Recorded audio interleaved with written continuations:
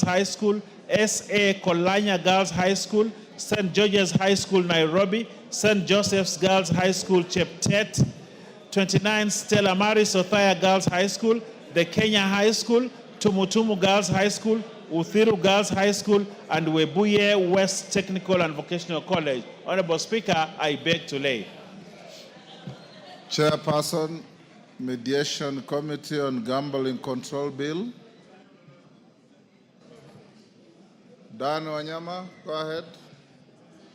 Honorable Speaker, I beg to lay the following paper on the table of the House today, Tuesday, 1st of July, 2025. The report of the Mediation Committee on the Gambling Control Bill, National Assembly Bill number 70 of 2025. Thank you, Mr. Speaker. Thank you. Next order.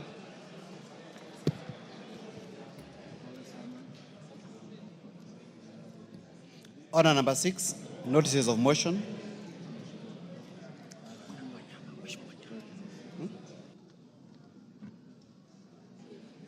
Chairperson, Mediation Committee.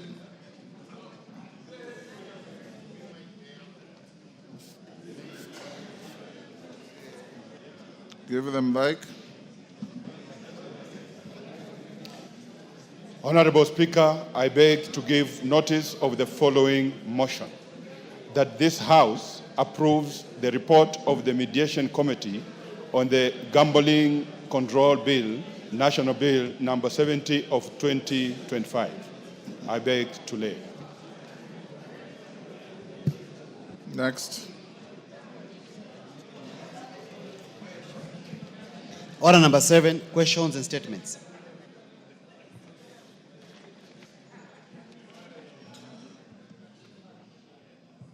Response to a statement by Mother Wangari, Chair Finance.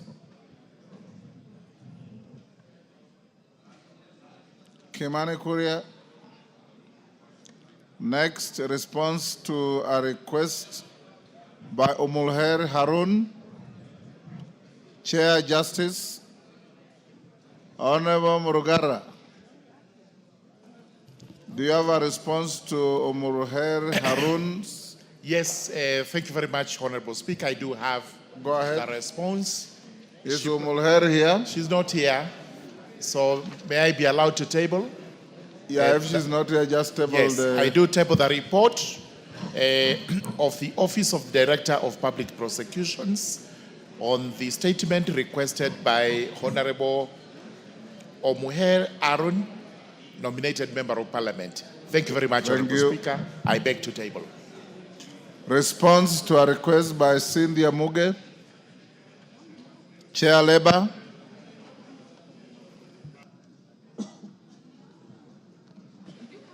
Yes, I did. Chair Labour. Yes, Speaker. Yes, Chonga.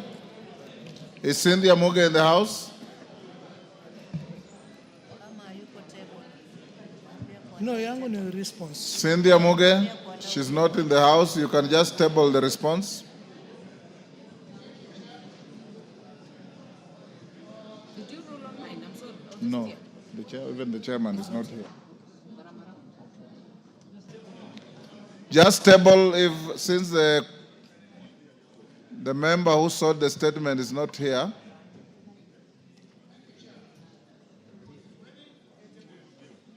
Table it, give it to the clerks at the table. The member will follow it up from there. Response to a request by Joseph Gashoki, Kirinyaga Central. Is he called Gashoko Gitari? Chair, Trade, Industry and Cooperatives. Is Honorable Gitari in the house?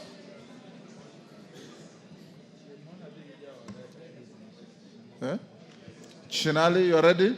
Yeah, I'm ready. Go ahead. Is he in the house? I table or No, you I read the response. you present the response. The member who requested is in the house. Honorable Speaker,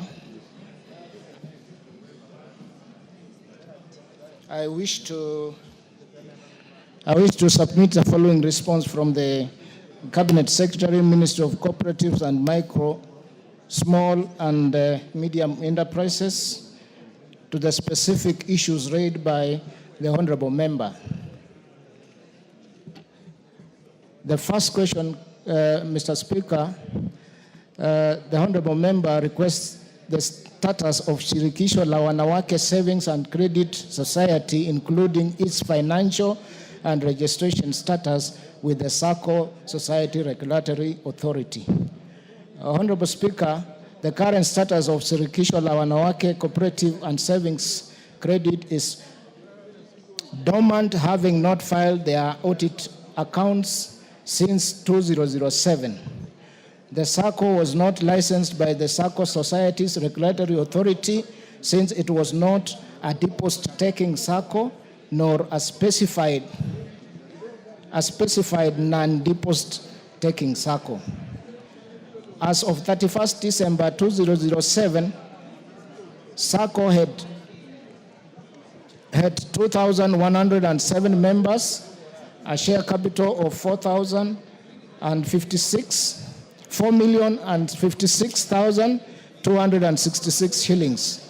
Loan outstanding with members stood at Kenya shillings 1,053,674 Kenyan shillings.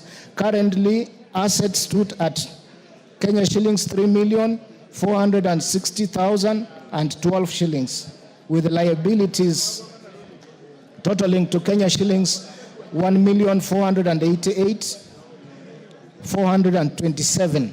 During the year, the SACCO made a loss of Kenya shillings 427.61 shillings. The second question, Mr. Speaker, the Honorable Member wanted to know what the Ministry of Cooperatives and Micro Small Enterprises Development has put in place to ensure that the SACCO complies with the established regulations. Order, members, order. Particularly, I can barely hear what the chairman is saying.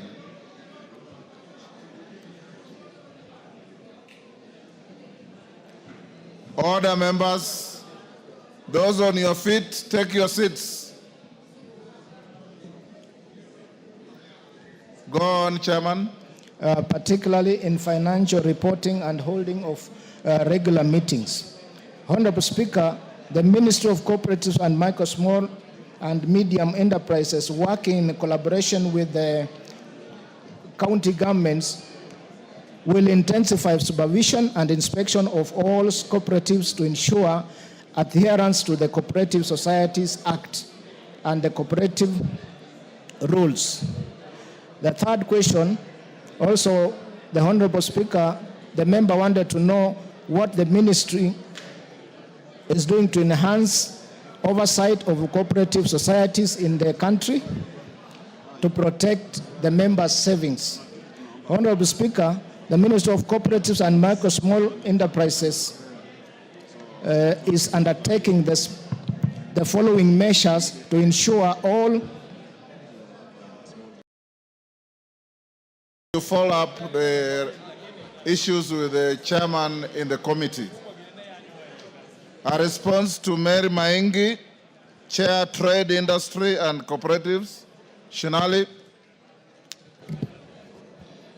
Honorable Speaker, thank you for this opportunity to respond to the request for a statement by Honorable Mary Maingi, MP, on the above subject matter. Honorable Speaker, I wish to give the background as laid here.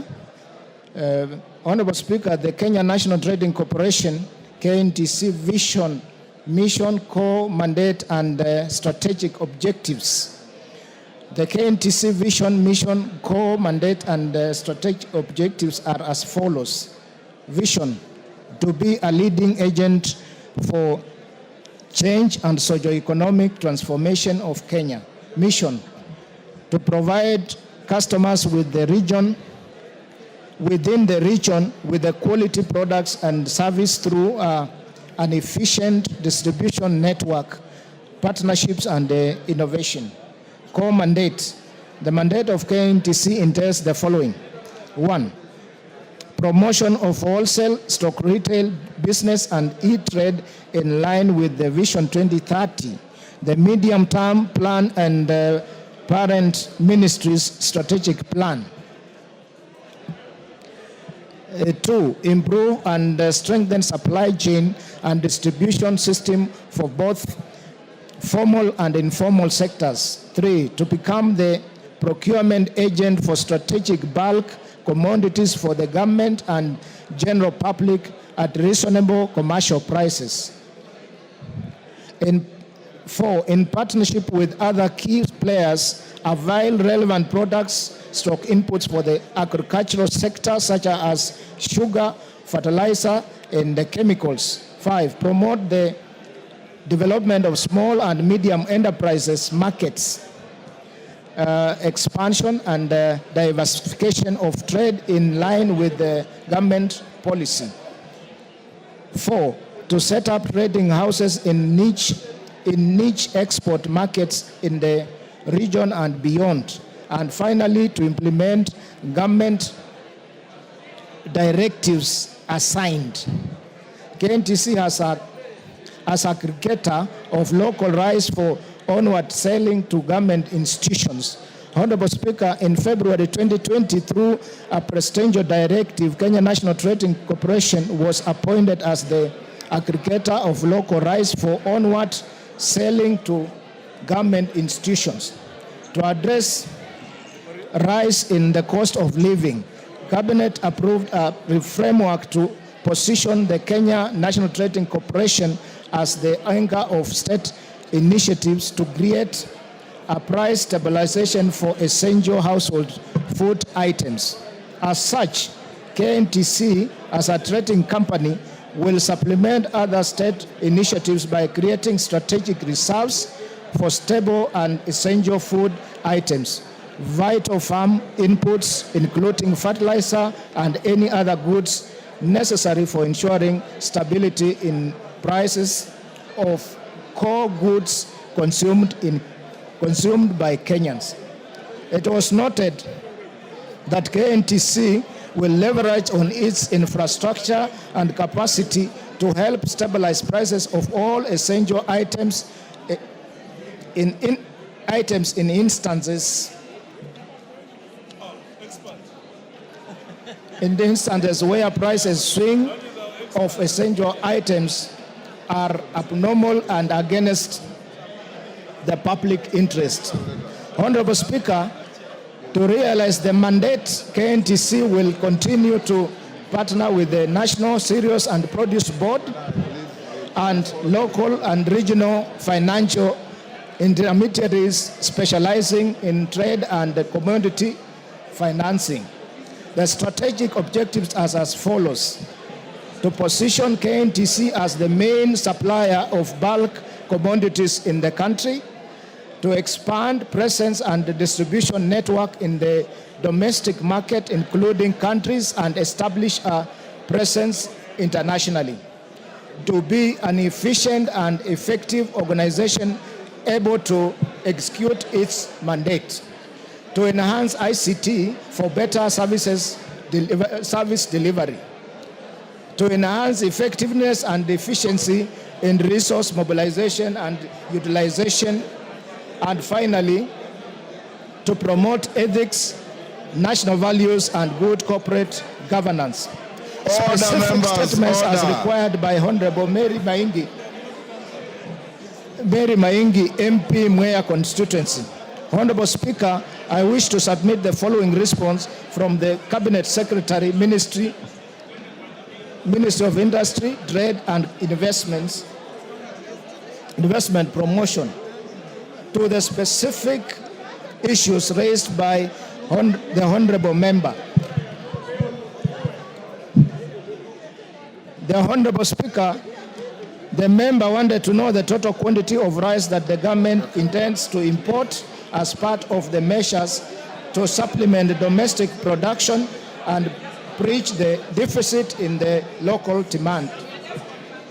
Order, members. Order. Order, members.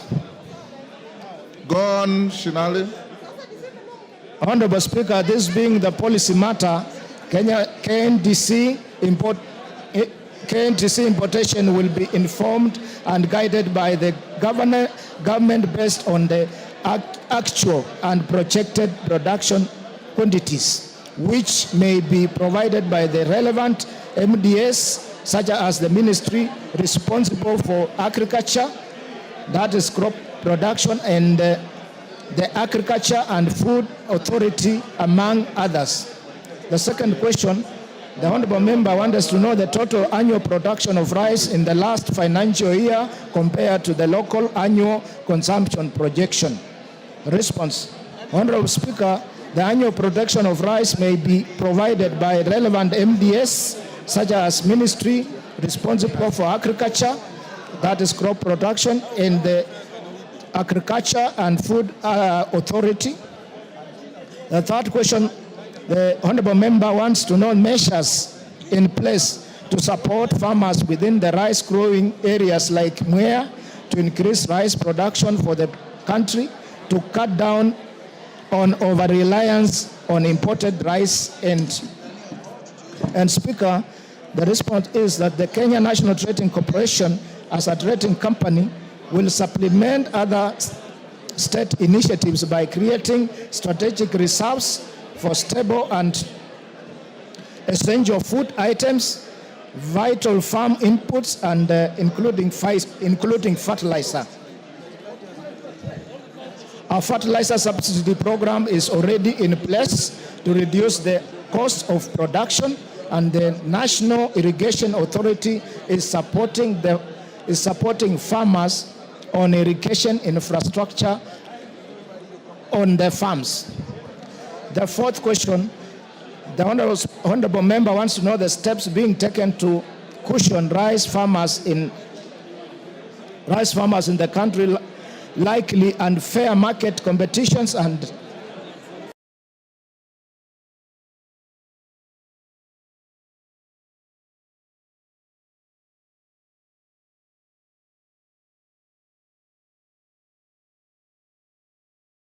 unfair market competition that could raise the saturation of the market by imported rice.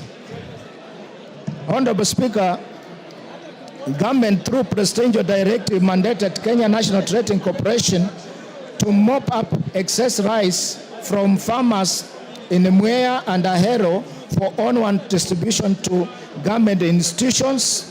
KNTC is performing the function to date, and with increased production, they have initiated the following. KNTC has requested for enhancement of the rice fund together for the improved production and widen scope to include other rice schemes like Tana Bura. Shinali, that's too long. Can you paraphrase? That's Okay. too long. Can you finish up? I am almost there, Honorable Speaker. I'm almost there, Speaker. A circular to be done to all government institutions to buy local rice from KNTC to assure farmers of ready market or their produce, mopping up of rice during harvest. And lastly, government institution to prioritize payment to KNTC to enhance prompt payment to farmers. Honorable Speaker, attached is the response by the Cabinet Secretary and annexures for transmission to the Honorable Member. Thank you, Honorable Speaker.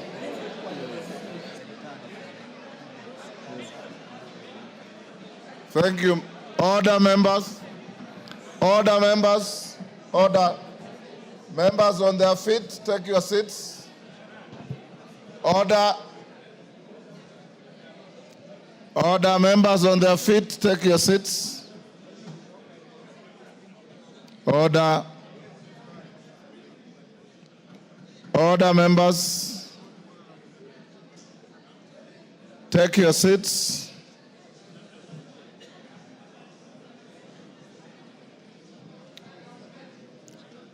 Take your seats. Mary Maingi, I doubt if you followed the response to your statement. Did you follow anything? Mr. Speaker, the consultations were so loud, I would need to have the statement to read for myself. I think that is the right thing to do. And if you are not satisfied, you can prosecute the statement in the committee. Take your seats, the member on the...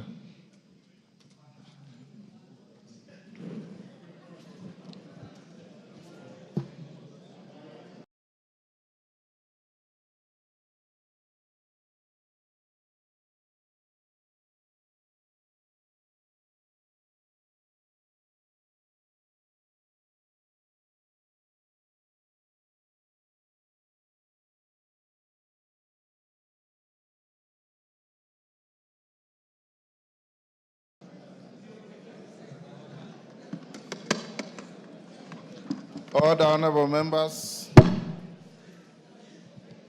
Honorable members, first, congratulations for turning up in large numbers. When we reach the business at order number 10, we had communicated to you that we'll be voting electronically. So I hope you all have your gadgets ready. But before we get there, allow me to make some communication. The first one is on the referral by His Excellency the President of 2 bills of this House. Honorable members, pursuant to the provisions of Standing Order 42, I wish to report to the House that I've received 2 messages from His Excellency the President regarding the referral of the National Land Commission Amendment Bill 2023 and the Cancer Prevention and Control Amendment Number 2 Bill, National Assembly Bill Number 45 of 2022, to Parliament for reconsideration. Order. Order. Order. It's good to listen. Honorable members, in the messages, His Excellency the President conveys that pursuant to the provisions of Article 115, 1B of the Constitution, he has considered the National Land Commission Amendment Bill 2023 and referred it back to the National Assembly for reconsideration, expressing reservations on Clause 2 and 3 of the bill. Additionally, His Excellency the President has expressed reservations on Clause 2, 3, and 4 of the Cancer Prevention and Control Amendment Number 2 Bill, National Assembly Bill Number 45 of 2022. His Excellency the President has detailed the reasons for his reservations on the bills and made recommendations thereof for consideration by the National Assembly and Houses of Parliament, respectively. His Excellency the President now requests Parliament to reconsider the bills in accordance with the provisions of Article 115 of the Constitution. Honorable members, you may recall that this House passed the National Land Commission Amendment Bill 2023 on 13th March 2025, following which I presented the bill to His Excellency the President for assent in accordance with the provisions of Article 115 of the Constitution. Similarly, the Cancer Prevention and Control Amendment Number 2 Bill, National Assembly Bill Number 45 of 2022 was passed by the Houses of Parliament on 15th April 2024 and thereafter submitted to His Excellency the President for assent in accordance with provisions of Article 112(2)(a) of the Constitution. The House is required, honorable members, to consider the President's reservations to the specified clauses in respect of each bill. Standing Order 154(2) requires the House to consider the President's reservations within 21 days upon receipt of the memorandum. In this regard, honorable members, with respect to the President's reservations to the National Land Commission Amendment Bill 2025, the message from His Excellency the President, together with the memorandum, are hereby referred to the Departmental Committee on Lands for consideration and reporting. the Memorandum to the Cancer Prevention and Control Amendment Number 2 Bill, National Assembly Bill Number 45 of 2022, together with a message from His Excellency the President, are hereby referred to the Departmental Committee on Health. The committees should prioritize the bills and table their reports to allow this House to consider the President's reservations within the statutory timelines. Upon conclusion of consideration of the President's reservations, the Cancer Prevention and Control Amendment Number 2 Bill, National Assembly Bill Number 45 of 2022, I'll transmit the decision of the National Assembly to the Senate for consideration. Honorable members, it's important to guide the House that the consideration of the President's reservations to the bills by the respective committees and the House will be undertaken in accordance with the provisions of Article 115 of the Constitution. Further, the guidance contained in the Speaker's communication of 28 July 2015 relating to the consideration of the President's reservation to a bill and amendments thereto will apply as shall be necessary. Honorable members, I now direct the clerk to circulate the memorandum of His Excellency the President on the two bills to all members. The House is accordingly guided. Members at the bar, take your seats. Have another. Yes, Olwach. Honorable Speaker, I wish to draw your attention, Honorable Speaker, to a stranger who is sitting in the House. Order, members. Order. Who is the stranger? Honorable Speaker, you have severally issued rulings about the manner in which people must dress themselves. Those rules form part of the tradition of this House. If I look at the Speaker's panel, including yourself, you are dressed in a collar. Is it in order that the member for Embakasi East walks and sits into a house dressed as if he were the Speaker, save for your gown? Honorable Speaker, we do need guidance as to whether this forms part of the proper dressing code of this House. Honorable Speaker, this honorable member may have been admitted the other day, but that dressing code may cause confusion. I may be forced to go and bring my collar and dress as much, and therefore I ask Honorable Speaker to give guidance as to whether the honorable member for Embakasi East is improperly dressed. I thank you. Order. Order, members. Order. Order. Order, members. Indeed, Honorable Babu Wino, you are improperly dressed. Even your very seniors, the likes of Millie Odhiambo, Senior Otienda Molo, Otieno Kajwang, the Chief Justice in quotes, Gladys Sholei, have never turned up dressed like that. I order you to retreat from the House and dress up and come back.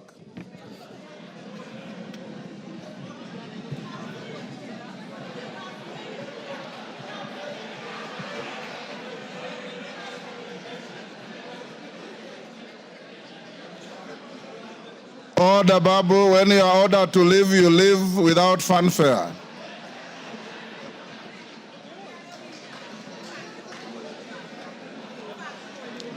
Order, members. Order. I have a further communication to make. Order, Wamumbi, take the nearest seat.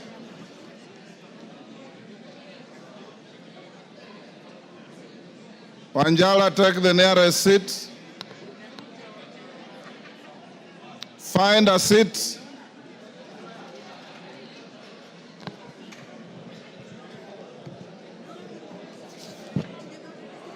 Honorable members, I have another communication to make. Order. Order, Kwenya. Order. Honorable members, I have another communication on the consideration of the Constitution of Kenya Amendment Bill, National Assembly Bill number 4 of 2025. And honorable members on their feet, take your seats. Wanjala, you are everywhere.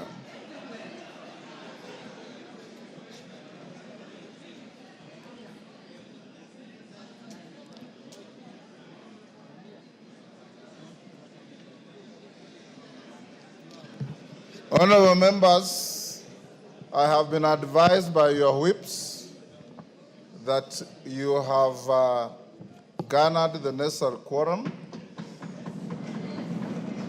to transact business at order number 11.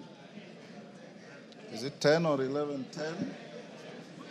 And after this communication, I know there are members who have statements to request.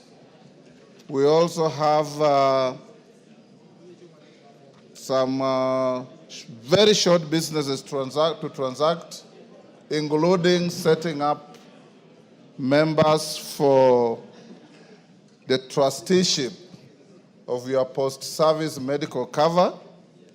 So once I make this communication, we'll dispose of very quickly. We agreed in House Business Committee, orders number 8 and 9. Then we guide you to go into the division on the constitutional bill. Remember, honorable members, that you will vote twice. You will vote on the bill at second reading. The Speaker will recess behind here to let you go into committee of the whole. It's a very short bill.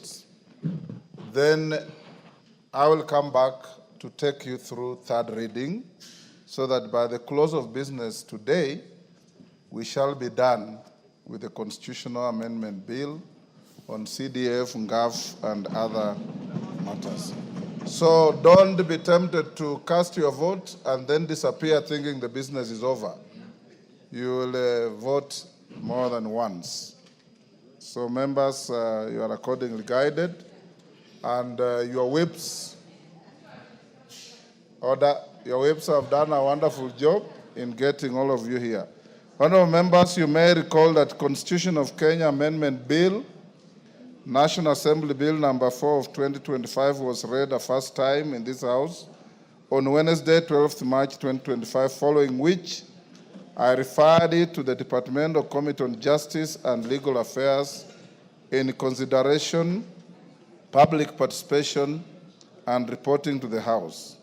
The bill, which is co-sponsored by the Honorable Samuel Chepkonga, CBS MP, and the Honorable Dr. Otienda Molo, Senior Counsel, CBS MP, was published in the Kenya Gazette Supplement on 26 February 2025 and seeks to amend the Constitution to entrench the following funds. 1, the National Government Constituencies Fund for purposes of ensuring reasonable access to exclusive national government functions in all constituencies as envisaged in Article 6.3 and guaranteeing the participation of the people in the identification and implementation of priority national government programs.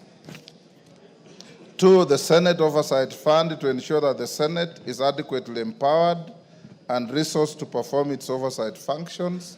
And 3, the National Government Affirmative Action Fund to enhance the national government's measures on affirmative action. Honorable members, the committee concluded the public participation exercise, tabled its report on 17th June 2025, and the bill is now in second reading as listed. Honorable members, with respect to the manner of debating the bill, I know that the debate on the bill to amend the Constitution is not subject to curtailments contemplated under Standing Orders 95, closure of debate, and 97, limitation of debate. In this regard, neither a motion seeking that the mover be called upon to reply nor a motion to limit debate on the bill shall be entertained. Honorable members, on voting thresholds, Article 256 of the Constitution prescribes the threshold for passage of a bill to amend the Constitution both at the second and third readings. For emphasis, it provides as follows, and I quote, "A bill to amend this Constitution shall have been passed by Parliament when each House of Parliament has passed the bill in both its second and third readings by not less than 2/3 of all the members of that House. In this regard, the Constitution of Kenya Amendment Bill 2025 will stand passed at the second reading if it garners the support of not less than 233 members of this House, being at least 2/3 of the members of the National Assembly. This threshold will also apply to the vote at the third reading. Barring this threshold at either of the two stages, the bill will have been lost. Honorable members, upon conclusion of debate at the second reading stage, the House shall proceed to vote. Should the vote on the bill meet the constitutional threshold, the House shall proceed to committee of the whole House as indicated in supplementary order paper.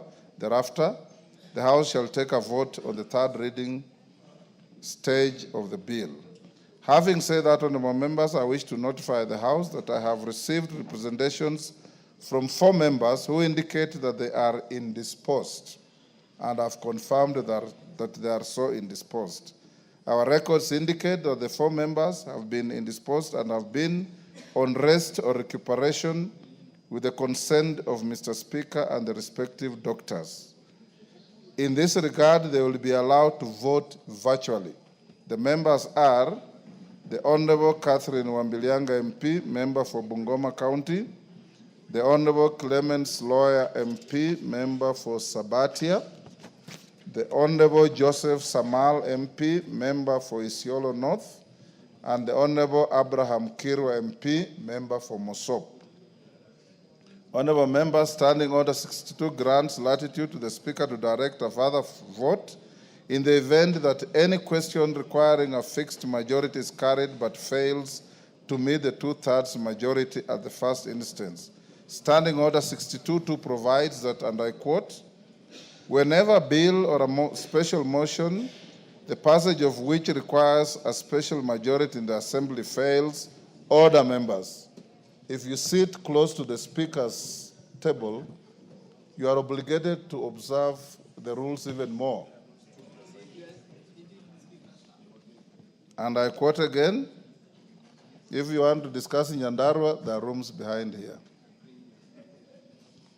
Wherever a bill or a special motion, the passage of which requires a special majority in the Assembly fails to obtain the required majority and the vote results in a majority of the ayes, but the noes have not numbered at least 1/3 of all the members of the Assembly, the Speaker may direct that a further vote be taken on the particular question.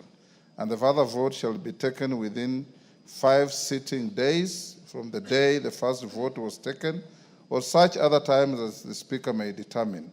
If the Speaker does not so direct any further vote, or if on such further vote the fixed majority is not obtained, the Speaker shall declare that the motion is negatived.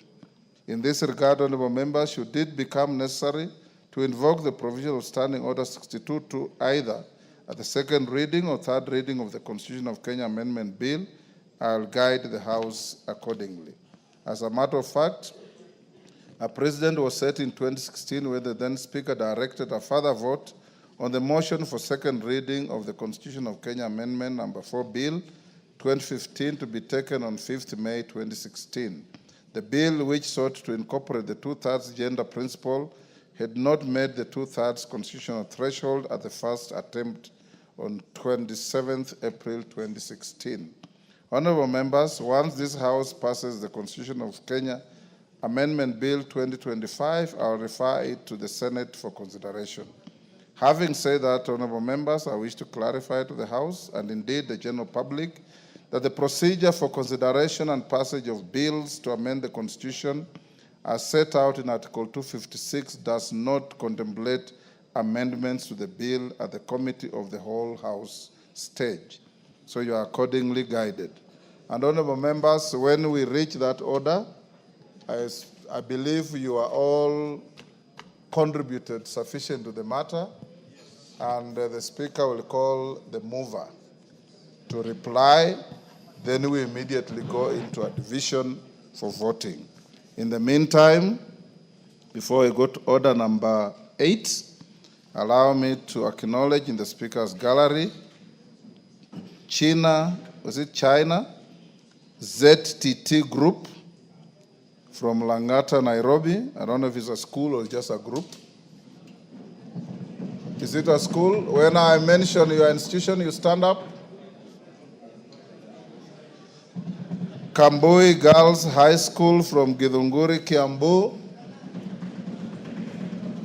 In the public gallery, we have Cheres Secondary School from Kipkelion, Kericho, and DB Karembuni Primary from Chuka, Igambangombe, Tharaka Nithi. On my behalf and on behalf of the House, we welcome you to Parliament. Yes, member for Chuka, Igambangombe, you requested to welcome your school. Do it in under a minute. Thank you. Speaker, I take this opportunity to welcome DMB Karebuni Primary School from Chuka Gambangombe to this honorable house. And Speaker, these students come to this house in a very important day in the history of this country, when we are seeking to entrench a very important fad, that is CDF in the Constitution, a fad that has seen so many students go through school, and a fad that has really helped improve infrastructure in our schools, Mr. Speaker. So they will always remember in their lives that they came to this honorable house on a day that is going to define the history of the education sector of this country, with the CDF fad enacted in the Constitution. Thank you, Mr. Speaker. Members speak without, we don't want people taking us to court. Yes. Is it possible to just say, is there any member who wants to speak? Yes. Then if we will just dissuade them from speaking. Yeah? So that it doesn't become a court. Tijungwa is saying he wants to say something for 2 minutes. That's okay. Then we just say, then others can. Yes. We encourage. Honorable members, order. Any member who does not have his or her card, you can go to the reception and you'll be facilitated to have your cards for purposes of voting. Any member who may have misplaced or forgotten their cards, go to the reception and you'll be able to get the cards. Yes, Wamboka? Thank you, Honorable Speaker. Honorable Speaker, I rise to give you heads up. A while ago, in this House, we discussed about our security, the young boys and girls who man our security in this Parliament. You gave your undertaking, Honorable Speaker, which we do not doubt, that all of them will be absorbed, Honorable Speaker. I was just giving you heads up that today, in one of the dailies, their positions have been advertised, Honorable Speaker. I just want to give you heads up because we trust your word, Honorable Speaker. You gave commitment to this House, and we've always believed all this commitment you've given us, Honorable Speaker. I was just thanking you in advance that to continue keeping your good word, Honorable Speaker, because these young men and women, they really depend on that work, Honorable Speaker. Thank you. Thank you, Amboka. None of those young people will be prejudiced, so you need not worry. My undertaking remains. Next order. Order number 8, motion, ratification of the agreement establishing the European Bank for Reconstruction and Development. Who is moving? Kimani? Thank you, Madam Speaker. Hold on, Kimani. Yes, Shinali, what is the point of order? Honorable Speaker, I'm sitting next to the Honorable Member for Homa Bay. But today he has a gadget on the table. I'm not sure whether we are safe, Honorable Speaker. I want him to disclose what is inside, Honorable Speaker. Oh, the Honorable Kaluma, to me that looks like a lady's handbag. Honorable, no. Honorable Speaker, this looks like the handbag for Honorable Ngeleche, who was sitting here before. In our culture, we don't touch ladies' bags, so could Honorable Ngeleche come for her bag? Ngeleche, is that your bag? Order. Is that your bag?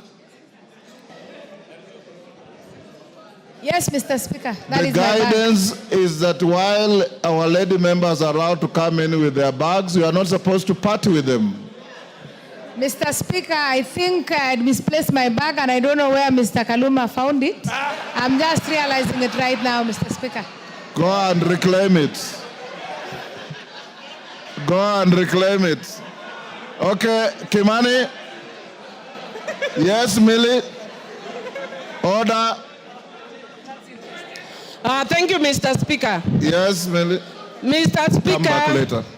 Mr. Speaker, I would have actually waded into that discussion, but today I wish to be a good girl, so I'm not going to wade into that discussion for another reason. Mr. Speaker, I stand under Standing Order 95.3 to alert members that because this is a constitutional bill, you are allowed to debate until every member has spoken. I hope you understand me. So members, it's up to you. You have a choice to speak. That is, I just wanted you to know. So if you want to vote, excuse me. If you want to vote, I just wanted to bring to your attention. Thank you. Order. Thank you, Kimani. Order, members. Order, members. Galeche, take your seat or freeze where you are. Order, members. Order. Order, member for Thika. Freeze if you have no seat. Freeze where you are. Order. Order, members. Let's, members, pay attention. We dispose of orders 8 and 9, and 8 and 9. Then we go to the business that you have all turned up in large numbers for. Kimani? So, Honorable Speaker, I know I'm standing between a very important matter in this House, so I'll take under 2 minutes. So I beg to move that this House adopts the report by the Departmental Committee on Finance and National Planning on the ratification of agreement for establishment of the European Bank of Reconstruction and Development, laid on the report of the House on Tuesday, the 24th of June, 2025. And I've just 3 points to make, Honorable Speaker. The Republic of Kenya, in a bid to access financing that is not expensive, is looking to establishment of banks and become a shareholder and a member of those banks. If you remember, before the end of last session, Honorable Speaker, we did ratify in this House the establishment of Africa Trade Corporation, where Kenya became a member and a shareholder. Now, Kenya has identified another very important stakeholder bank called the European Bank of Reconstruction and Development. So I beg to move, Honorable Speaker, as per the order paper,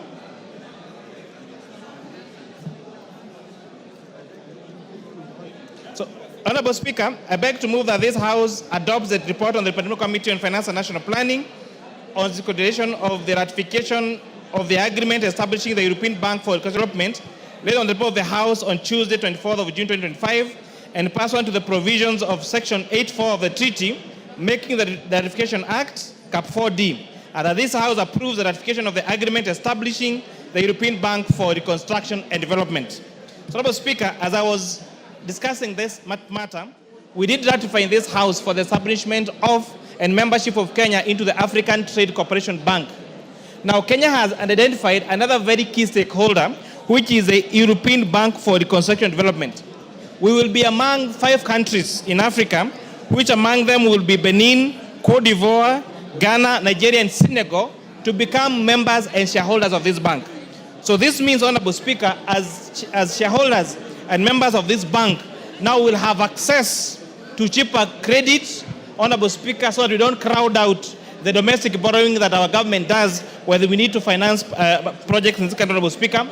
But most important, Honorable Speaker, this ERB bank has identified Kenya as a headquarter of choice for Africa, which means, Honorable Speaker, that Kenya continues to spearhead to become the headquarters of global institutions, now including East Africa Development Bank, where now they'll come and establish here and expand to the rest of the country.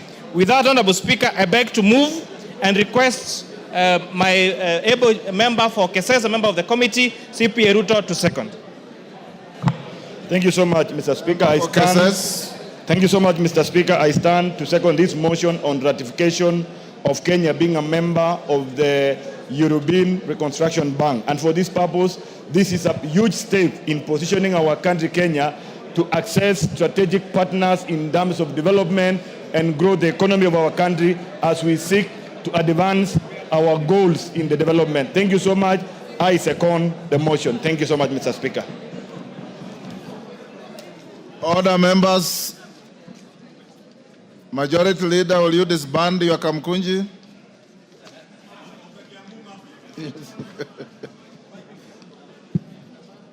Order, members on their feet, take your seats.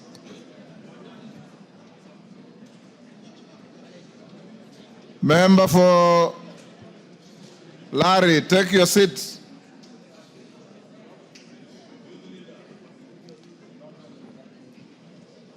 Honorable members, I now propose the question at order number 8. Adopts the report of the Departmental Committee on Finance and National Planning on its consideration of the ratification of the agreement establishing the European Bank for Reconstruction and Development, laid on the table of the House on Tuesday, 24th June 2025, and pursuant to the provisions of Section 8(4) of the Treaty Making and Ratification Act, Cap 4D, approves the ratification of the agreement establishing the European Bank for Reconstruction and Development.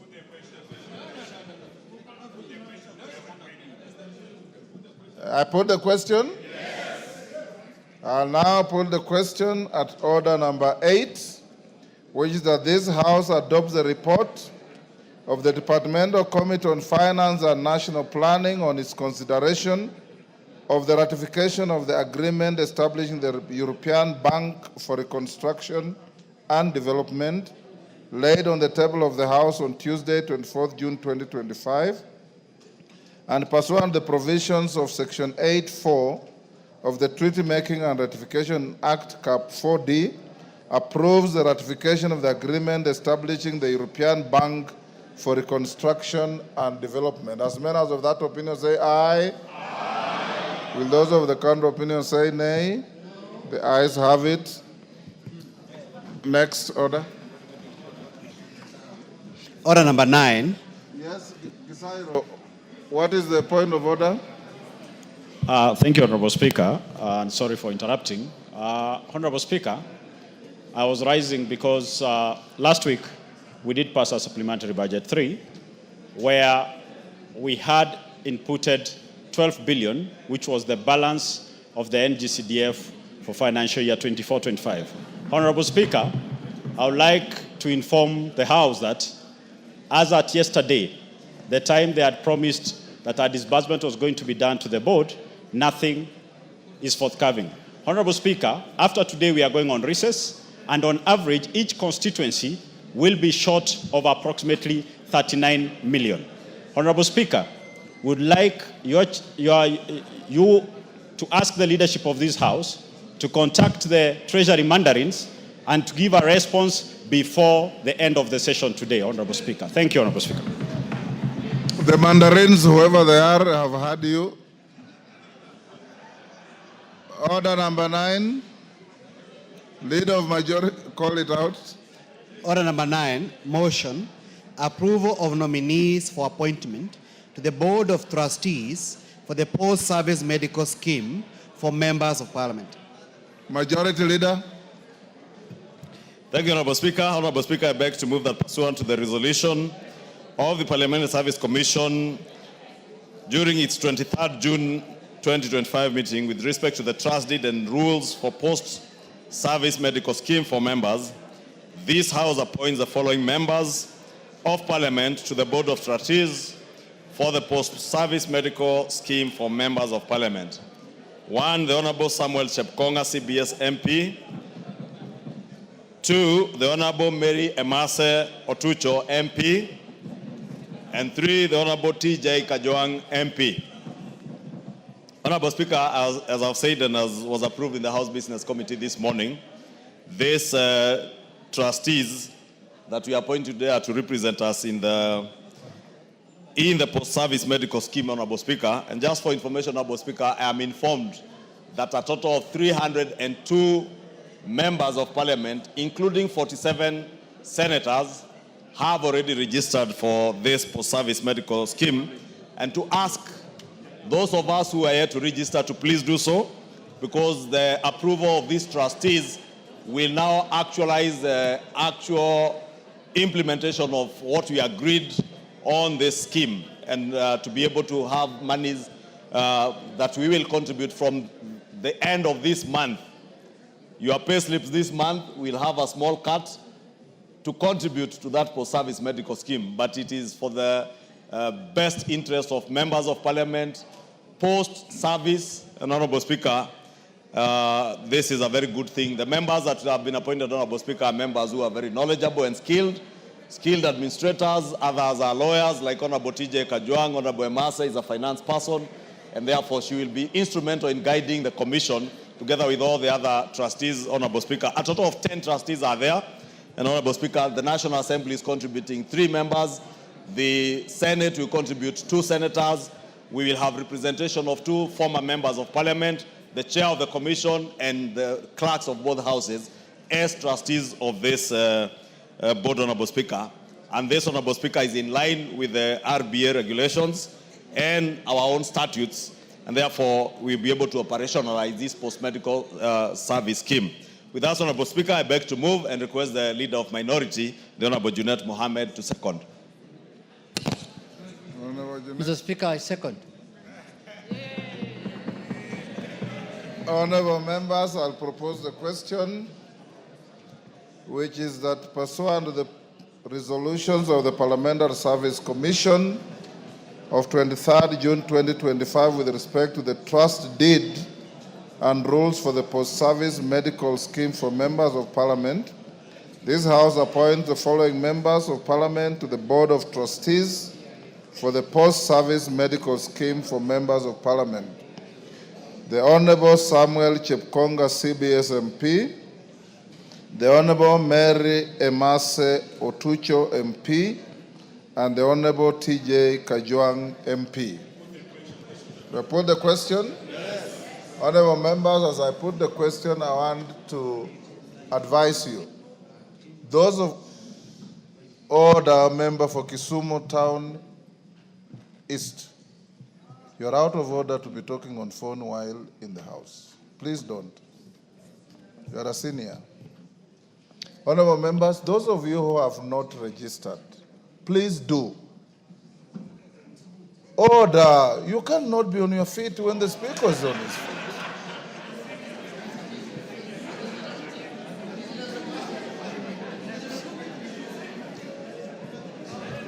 Can you walk out? You are out of order.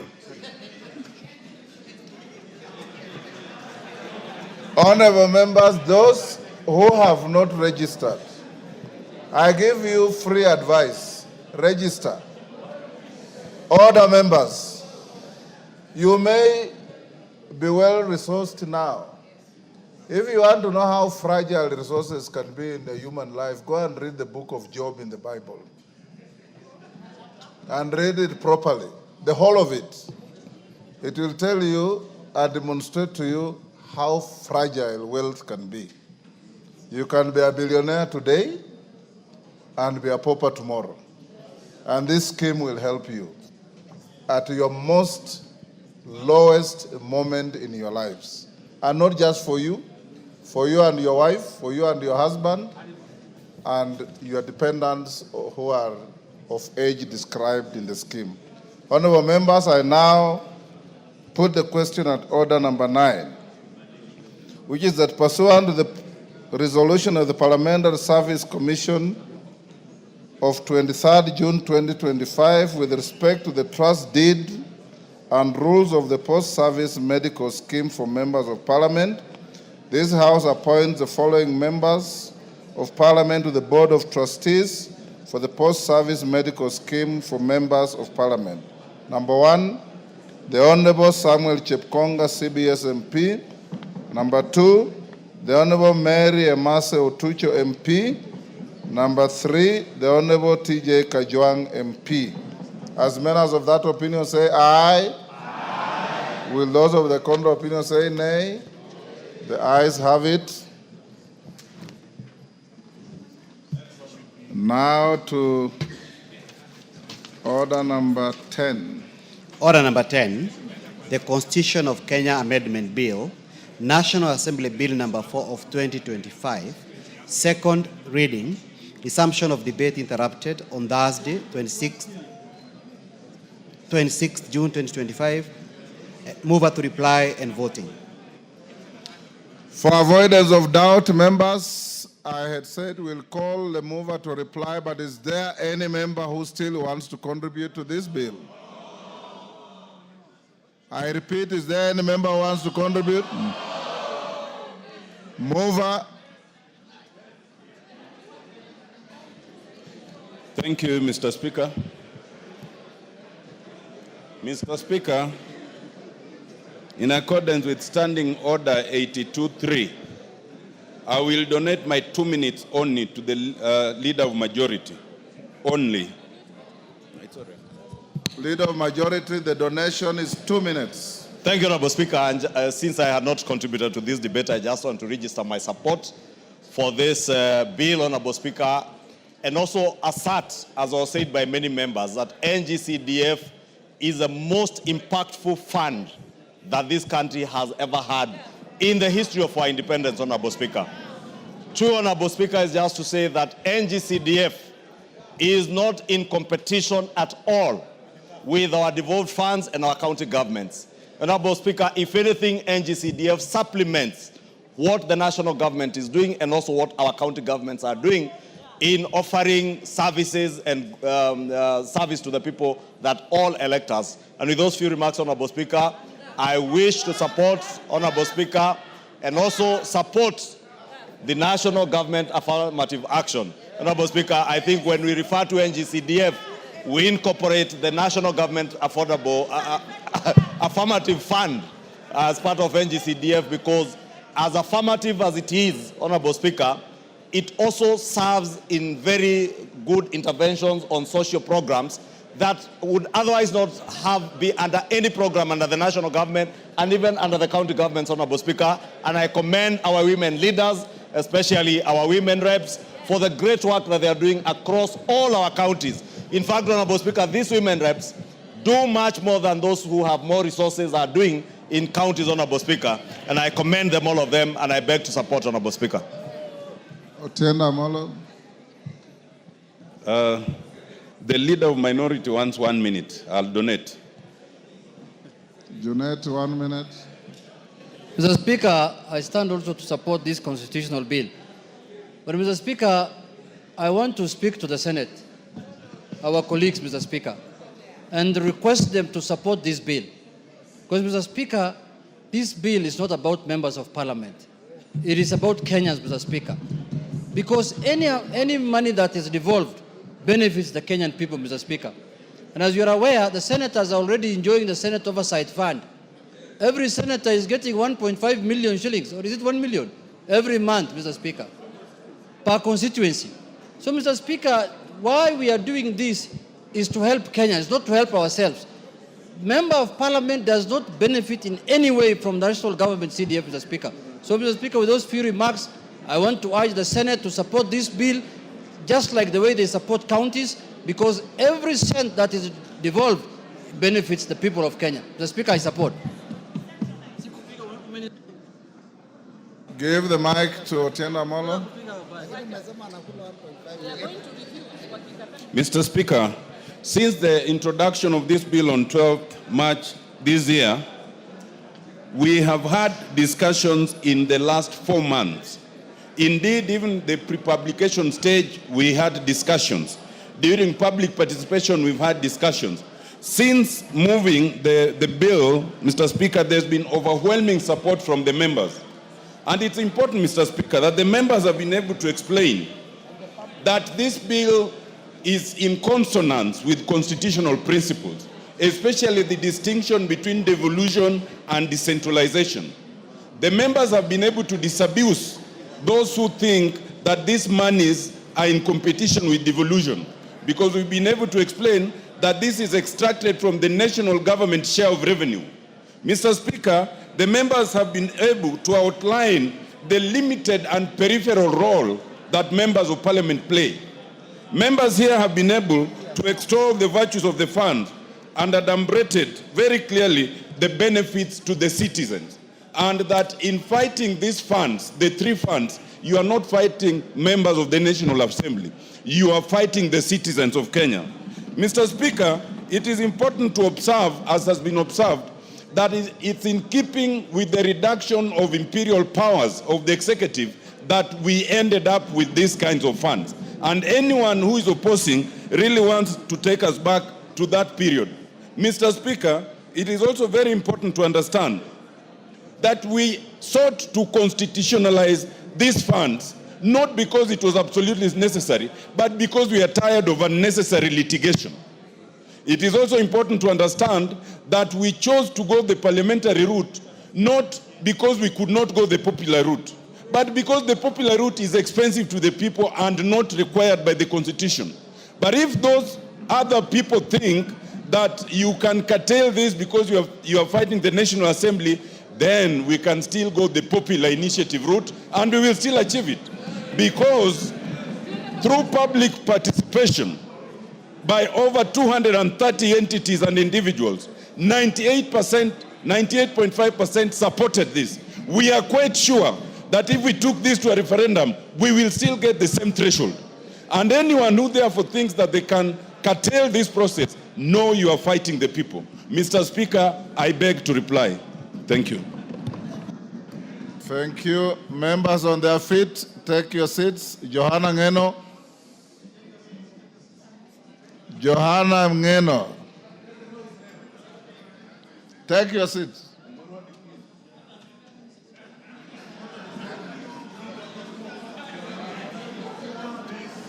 Then freeze where you are. Honorable members, this question that I'm putting does not require your immediate vote.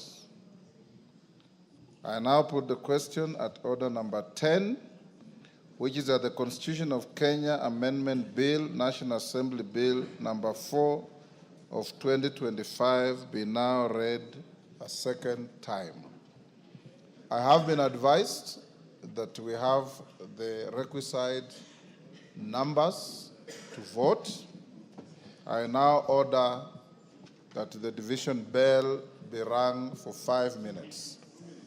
As the division bell rings, the whips should be on your feet to ensure that none of your members who may be absent-minded loitering out there are called in to join in this vote. Now ring the bell for 5 minutes.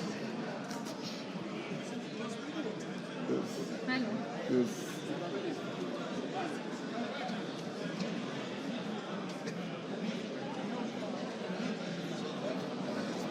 Yes. How are you, bro? Good.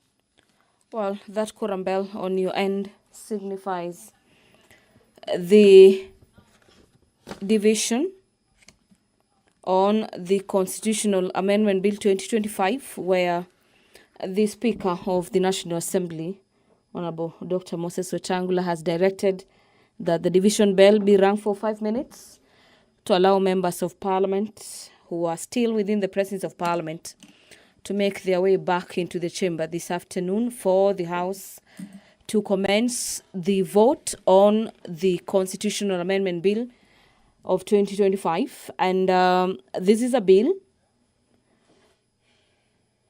that is seeking to amend the Constitution. And among the amendments is that there be establishment of the National Government Constituencies Development Fund into the Constitution.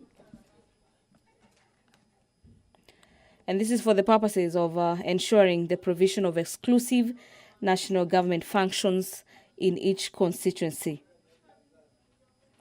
According to the bill, the National Government Constitutional Fund, this being the National Government Constituencies Fund, shall be a national government fund consisting of monies appropriated from the national government's share of revenue as divided by the Annual Division of Revenue Act enacted pursuant to Article 218 of the Constitution, and the monies allocated under this article shall be considered as funds allocated to constituencies to the provisions as an Act of Parliament. The bill seeks to entrench a number of funds into the Constitution.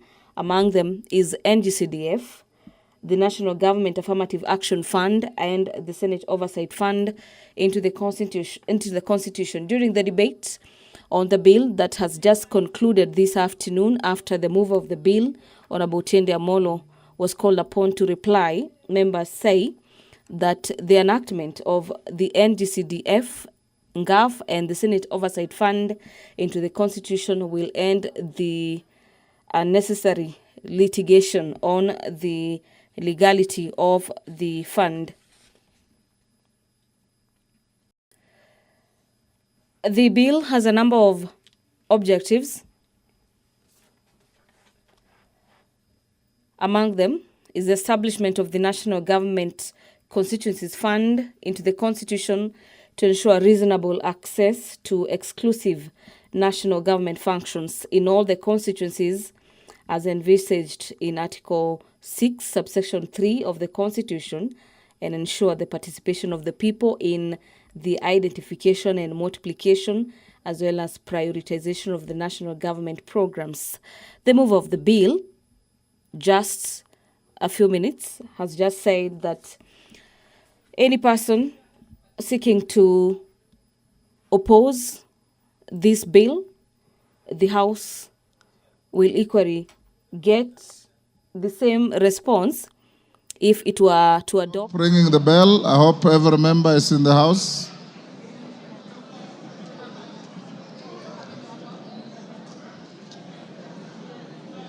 Honorable members, I now order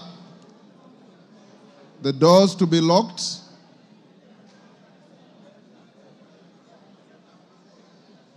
and the bars to be drawn.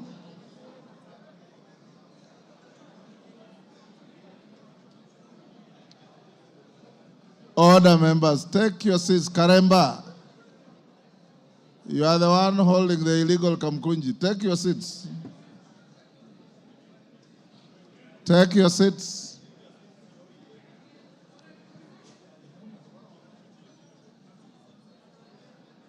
Take your seats.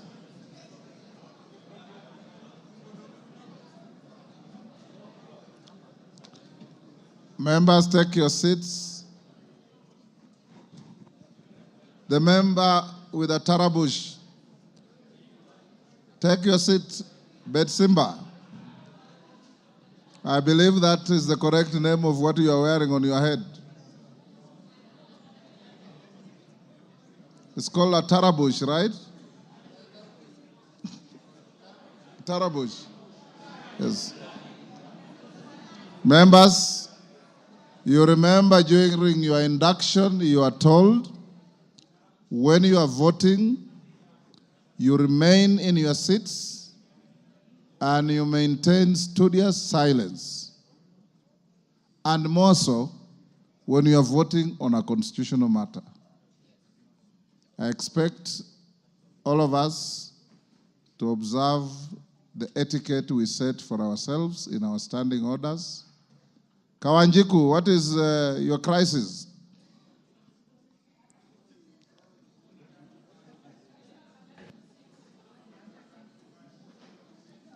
Very good.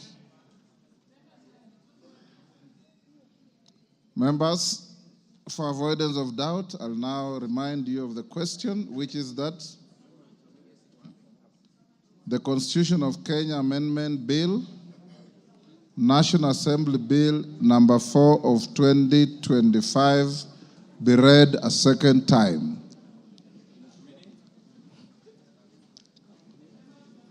Members, now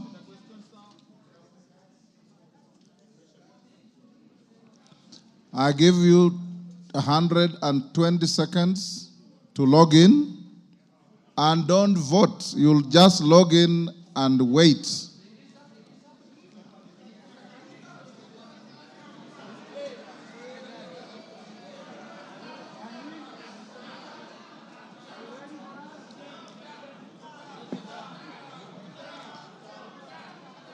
Okay, log in.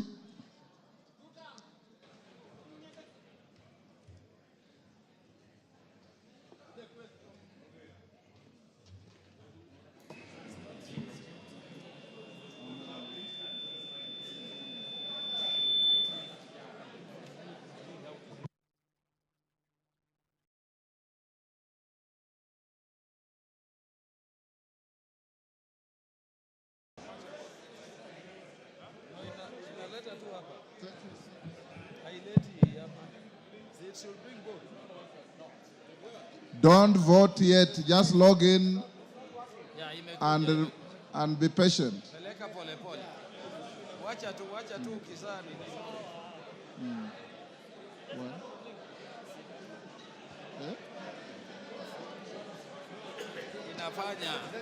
Order, honorable members. Order. Order, members. Although it does appear overwhelming, but procedurally, I should still have tellers for yes and for possible no. So, whips, can you give me one teller each? Wamumbi, be a teller, but since you are voting electronically, remain where you are to vote. Millie, who is your teller?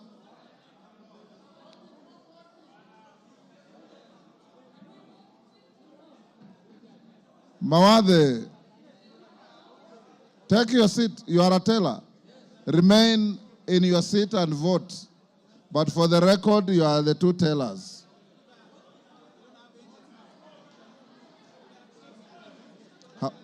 Don't vote yet. I'll tell you how many you are first.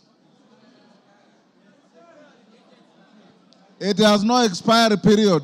Just hold it.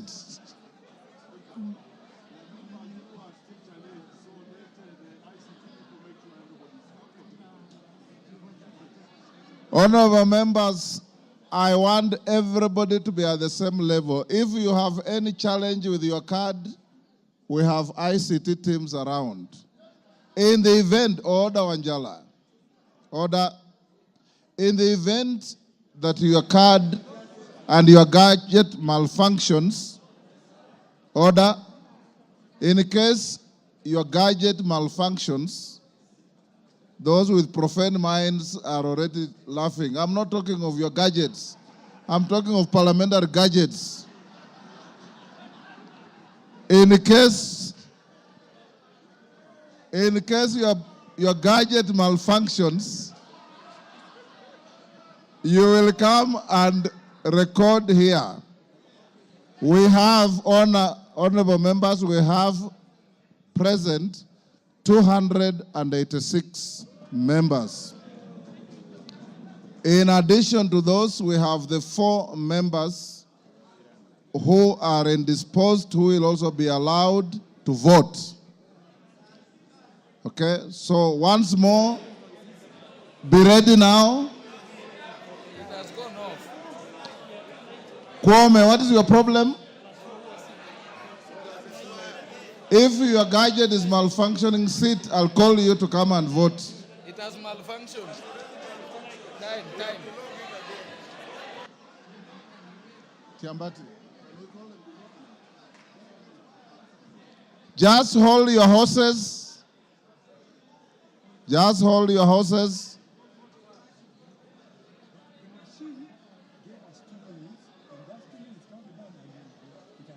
Okay. You can start voting now. Order, as I say start voting, I see some members holding their cards in the air.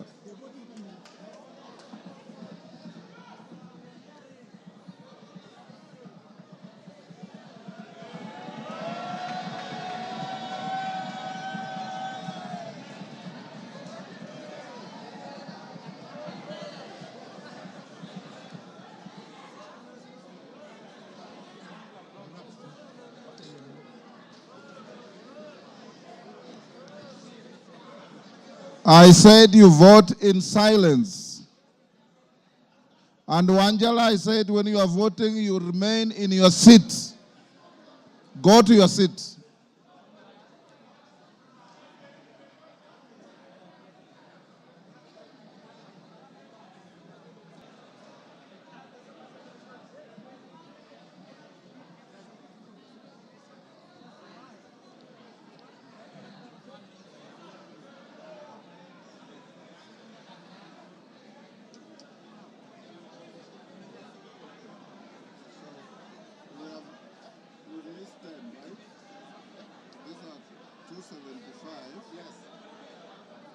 Why is it counting backwards again?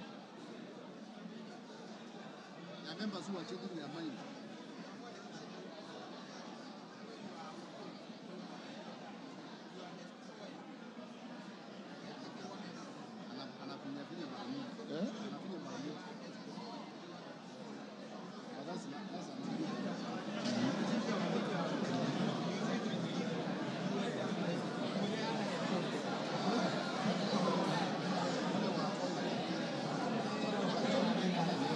Members, voting electronically is now over. I will now deal with virtual voters first. Then there will be assisted voters.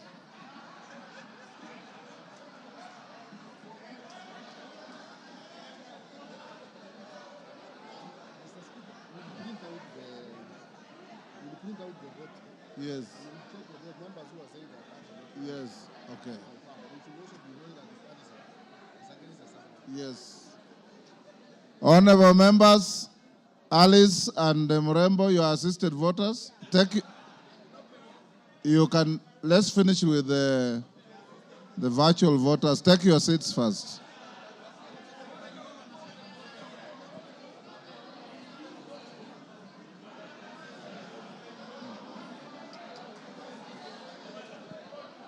Have they locked in the... Yes. They are all ready.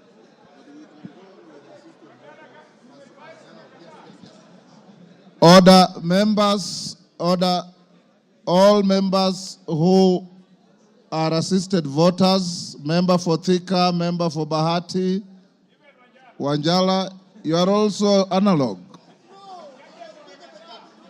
So you can come to the table and be recorded.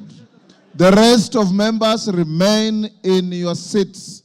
The only other members I will tolerate to come here is Wamumbi and Mawadhe as the tellers.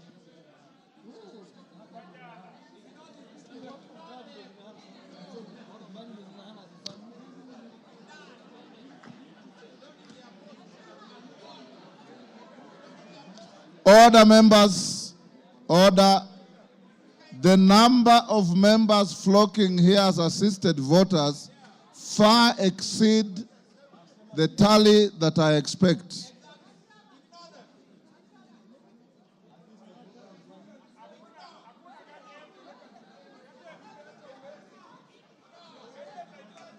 Where is Wamumbi and Mawade? You assist the clerks to verify. I'll give you 10 minutes to do that.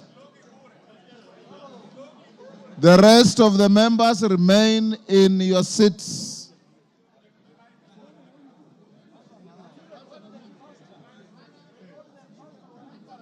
Tiambati, I give you 10 minutes for this.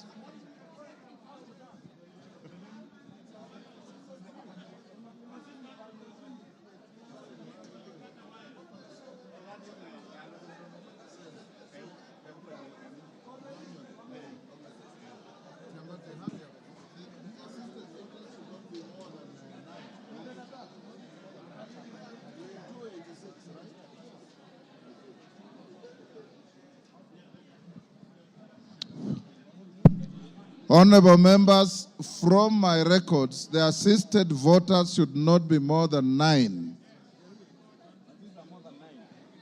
Yes. The assisted voters should not be more than 9. You are 286. 277 have voted electronically. Yes. And probably there are some of you who voted, but you don't know that you voted. Anyway, they will edit you out of the list. Okay?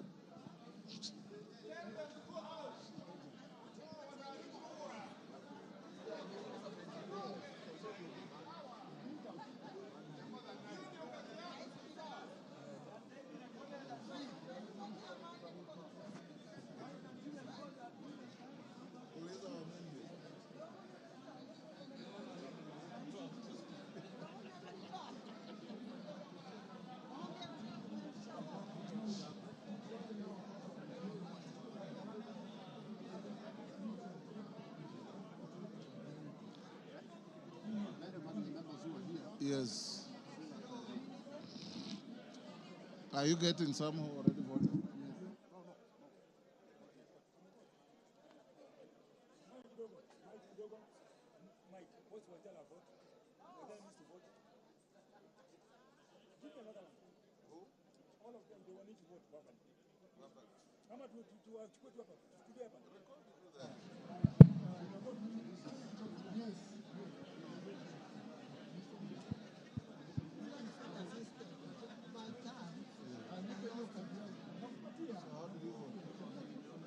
You didn't vote. So queue here and vote. You'll vote here as an assistant.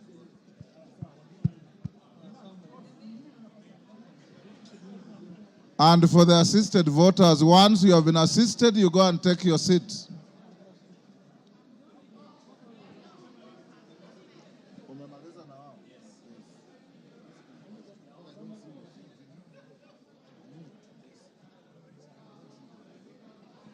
You see, what you do, just record the names that are voting yes. You'll edit out those who are voting twice. Since nobody voted no.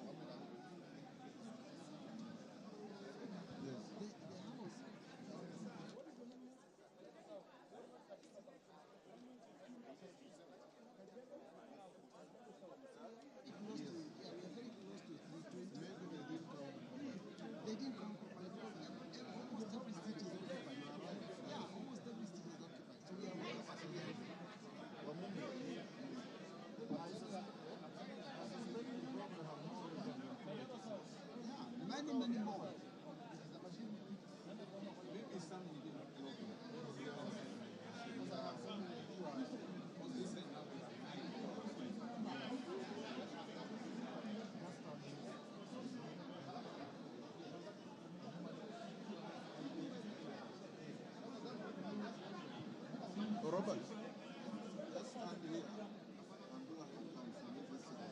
Yes. Wamumbi, stand to this side only.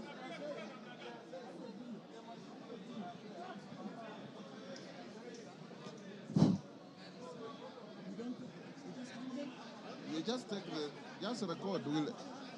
Order members, member for Moyale, take your seats. Parashina, take your seat.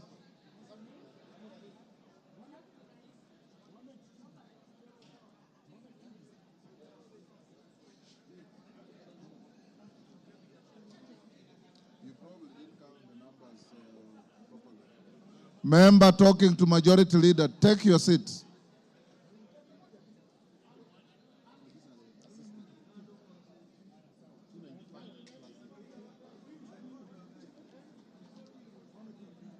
Okay. Rose Museo.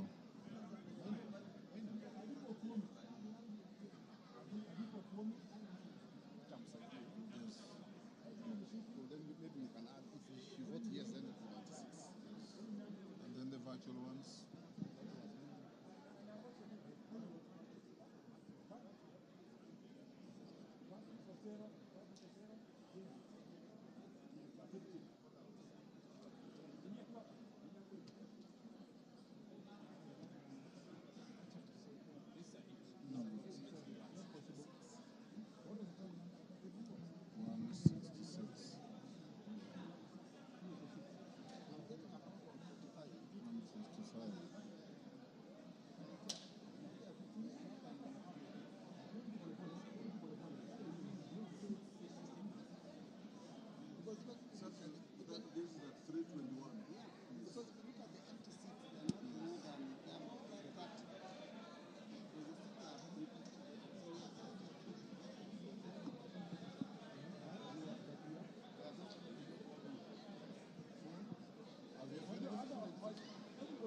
You're supposed to be on your seat.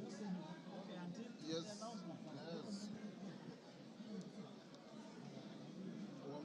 Tiambati, from the head count, we are about 321. From the current present, wale ambao wamekuja hapa, on this side was 9, on this side was 10, so we are still 86 and they all voted yes. So, but I have asked for Monday to count for me. He says this side is gotten 166 and Robert Mbey this side got 165. okay, let's do again. So that Honorable members, order. Honorable members, obviously, order member for Malindi, take your seat.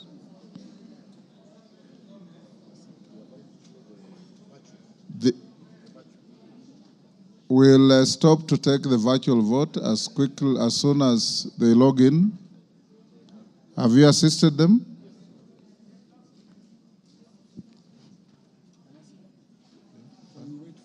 Yes. I wait here. Eh?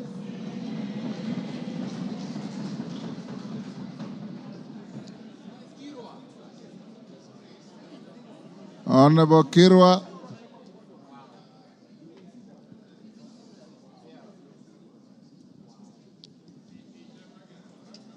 Do we ask him?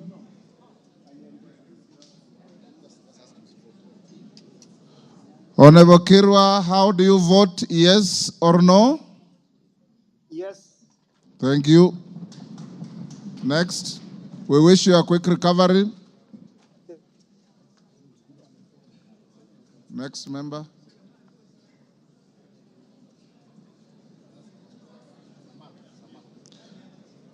Next is Samal on the, put him on the screen.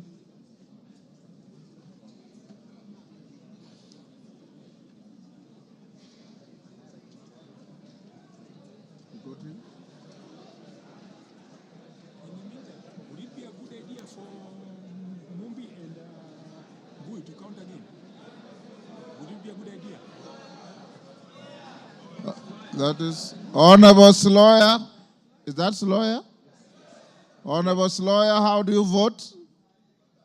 I vote yes. Thank you. We wish you quick recovery. Next.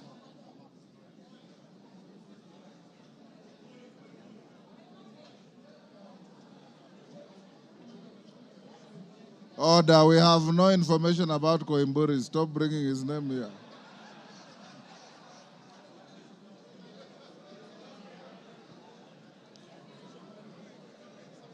Honorable Samal, how do you vote? Honorable Samal, You voted yes. Thank you. Wish you quick recovery. The last one.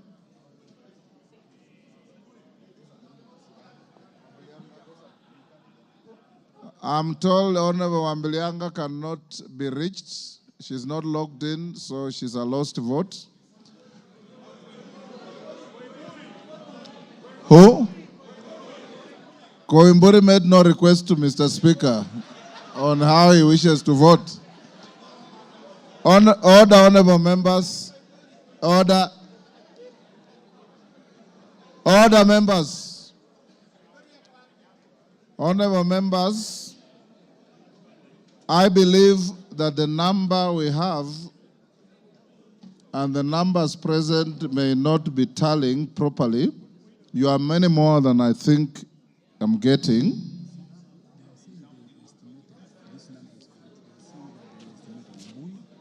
I want to ask the two whips. Osoro, stand here and count everybody on this side for me. Millie, stand here and count everybody on this side for me. And everybody remain in your seat. This is a constitutional moment for you, and we want to have the numbers properly recorded.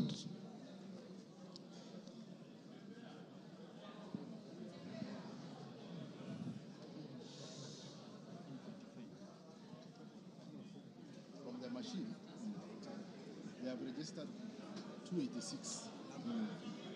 But those who voted are 277. Electronically. Yes. Yeah, it's still here, yes.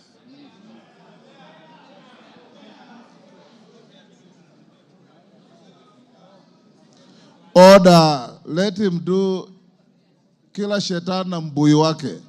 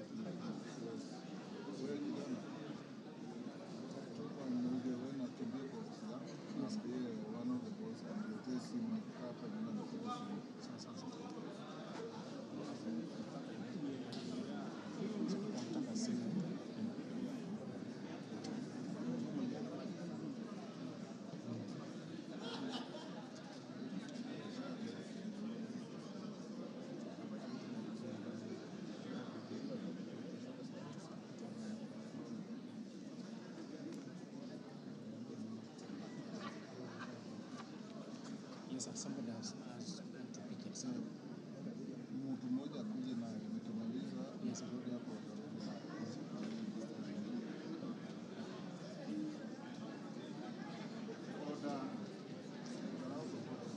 nataka mtu mmoja akimaliza arudishe.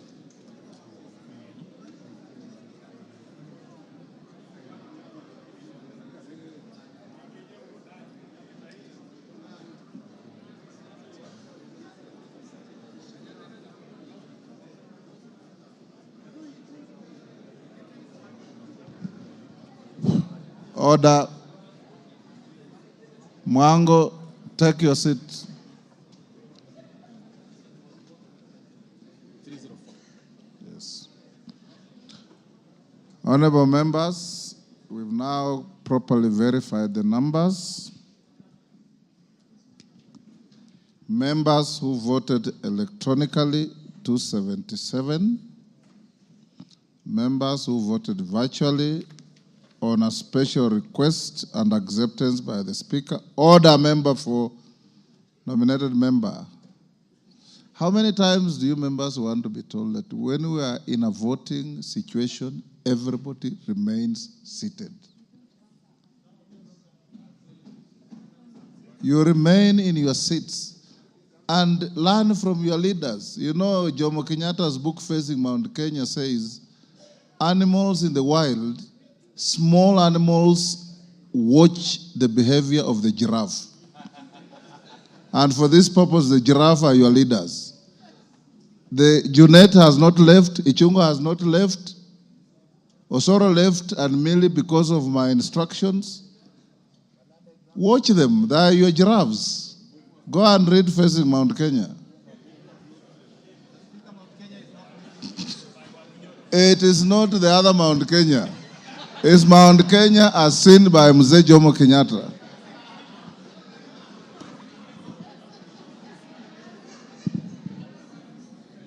So, honorable members, electronic votes were 277, virtual votes were 3, and the rest were assisted voters who were about 11, I think.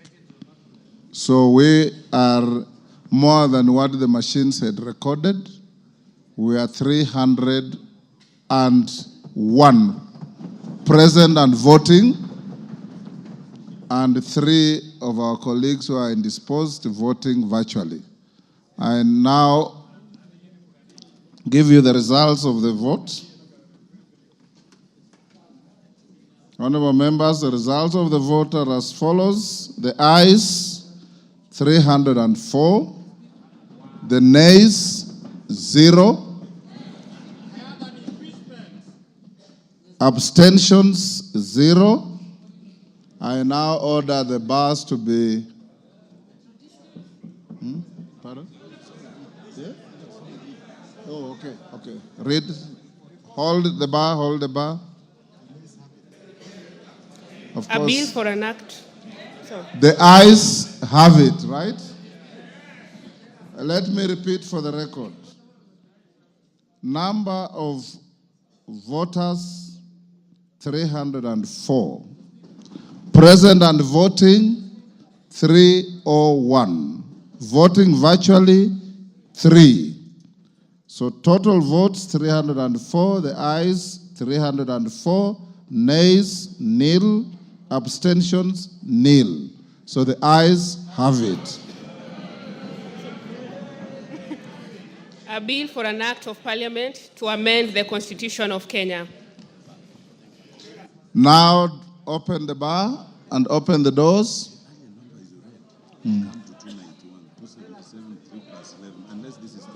This is the 21. So you need to announce. Honorable members, that is not the end of the vote. You will still have to vote in the committee in the third reading. So, honorable members, will you now be upstanding? Order number 11, Committee of the Whole House. Deputy Speaker.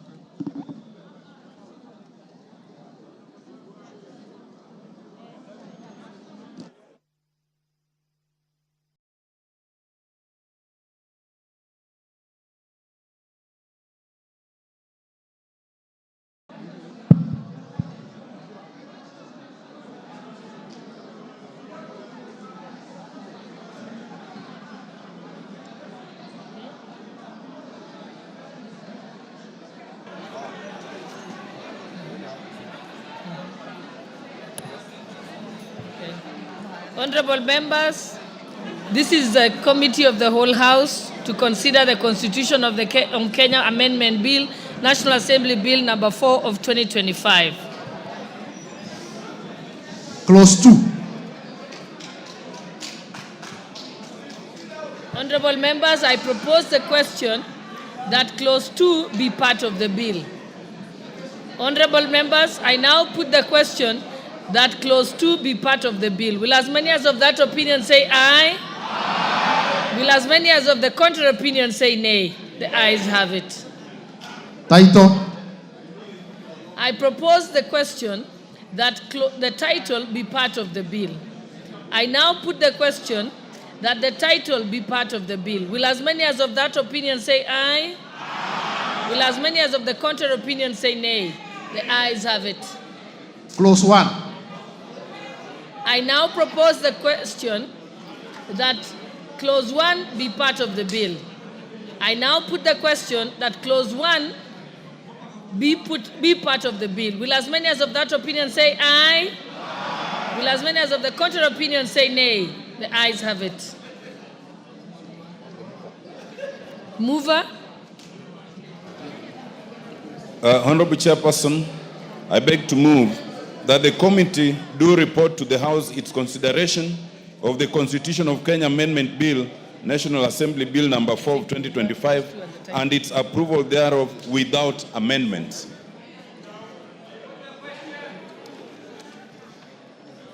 Honorable members, I now put the question, which is that the committee do report to the House its consideration of the Constitution of Kenya Amendment Bill, National Assembly Bill number 4 of 2025, and its approval thereof without amendments. Will as many as of that opinion say aye? Aye. Will as many as of the contrary opinion say nay? The ayes have it.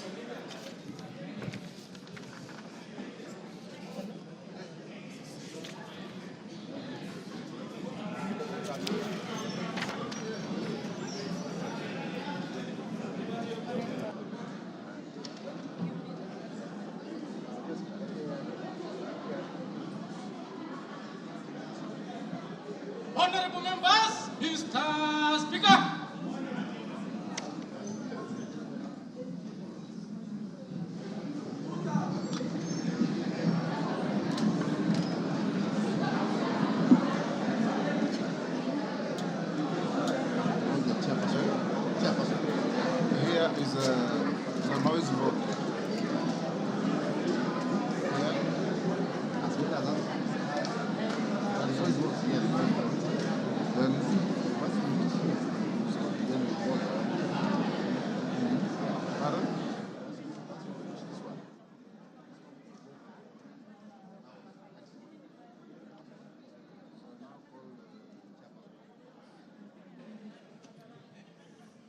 Mover, Chairperson.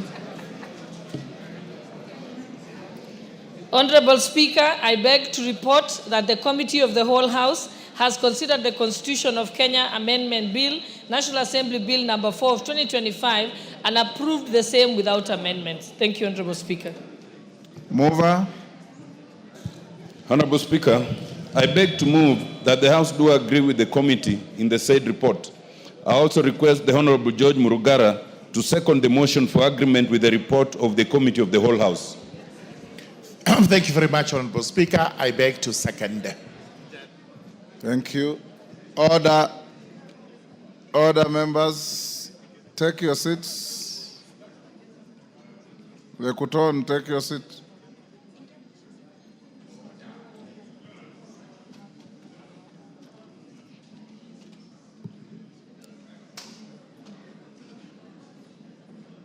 Some members just enjoy running across the floor, even if you take them to take the nearest seat.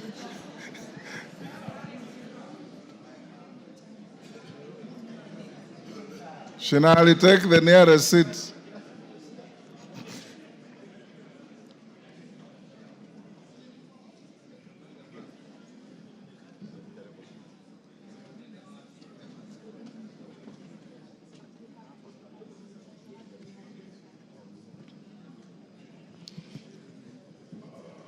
Honorable members, I propose the question, which is that the House do agree with the committee in the said report.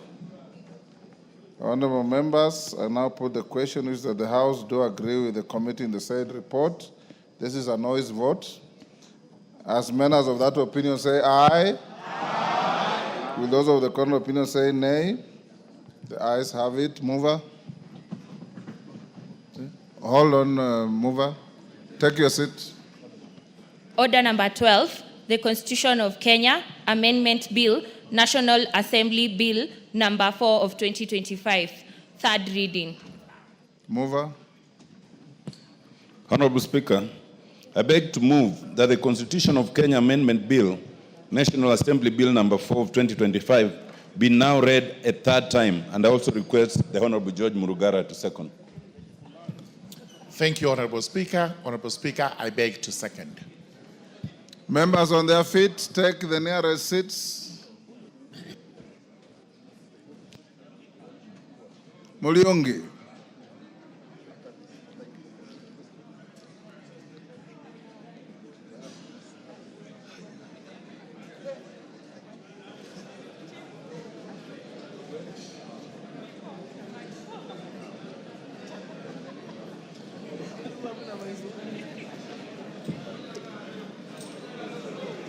Take the seats, honorable members.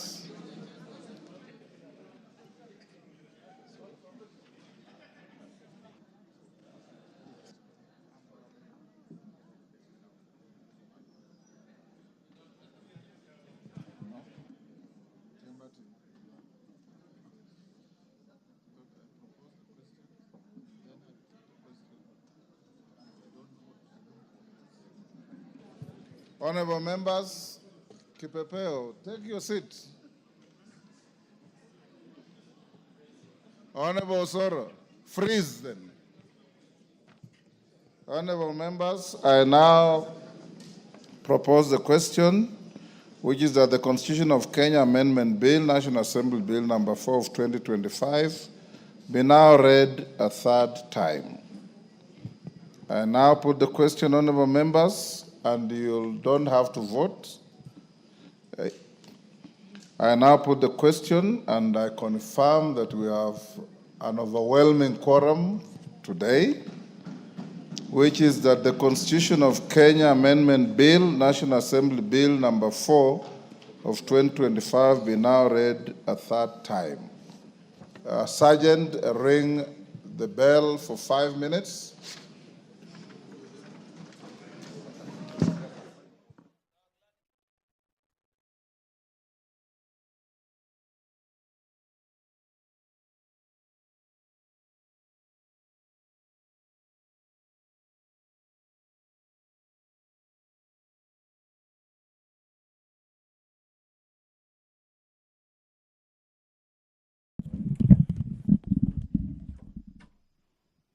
The division bell is once again on ring mode as the constitutional amendment bill of the year 2025, this being bill number 4, is now on the third reading, with the speaker directing that the quorum bell be rung for 5 minutes for members who had perhaps stepped out of the chamber to come back for the House to vote on the bill again.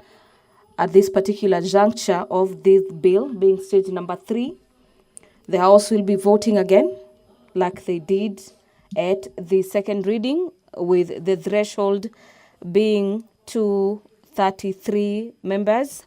The bill has already passed at the second stage of the bill, being an overwhelming vote for the bill. The total number of members who have voted for the bill is 304, who have voted to entrench NGCDF, Senate's Oversight Fund, and GAF into the Constitution.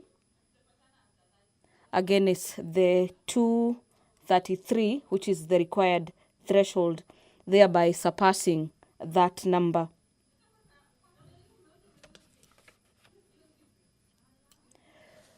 Upon the lapse of the 5 minutes directed by the Speaker, the Sergeant at Arms will be directed to draw the bars and close the doors for the House to vote for the Constitution of Kenya Amendment Bill at the third reading. Again, our dear viewers, the Constitution of Kenya Amendment Bill is a bill that is seeking to entrench NGCDF, Senate Oversight Fund, and the National Government Affirmative Action Fund into the Constitution.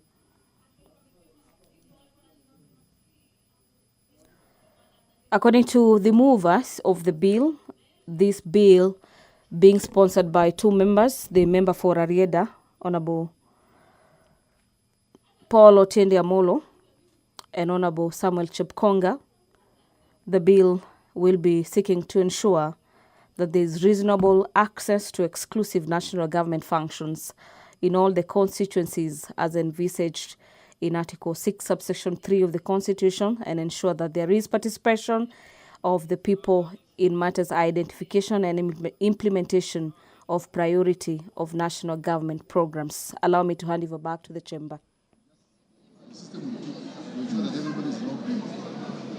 And members, you are already logged in. So this time round, don't disengage your cards. Leave them where they are.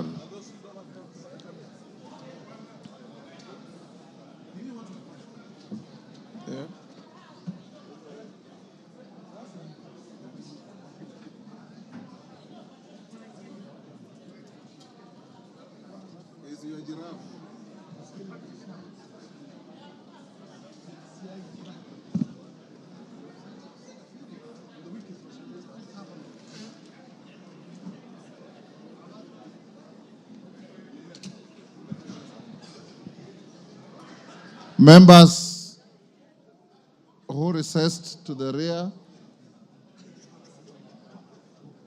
the 5 minutes are over.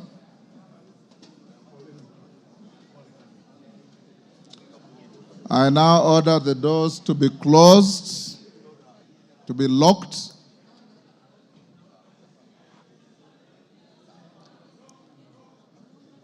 Lock the doors. Draw the bars. Members, get to your seats.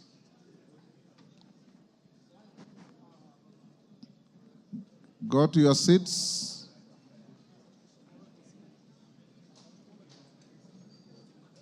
Now, in the interest of time, members whose gadgets malfunctioned, we don't have to wait to start calling you. You can, as we go into the vote, you can start streaming to the table to record your vote. Members ready? Clerk, are you ready? Yeah? Don't log out.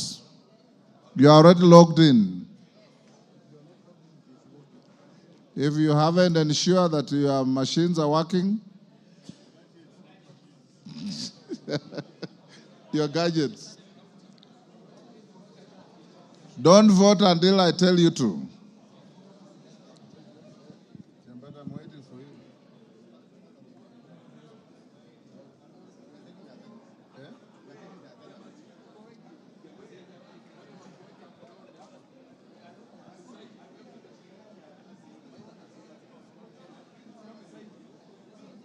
Battery. Since there's no contention, whether we'll see the attendance here and we'll see people voting. Yeah. Can we tell them to vote now?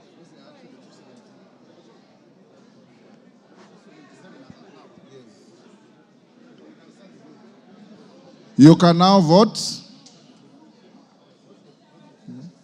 The clerk say, hold on a little. Clerks, be efficient. Ready? Yes. So you hold. I'm told the clock is still ticking.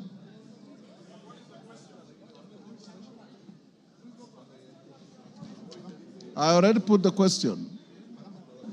Kajwang.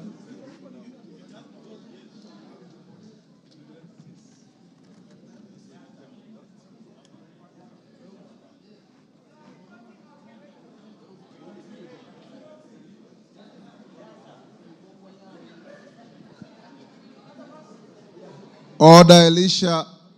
You are an assisted voter? Then that does not include chatting away and laughing. You just queue here and wait to vote.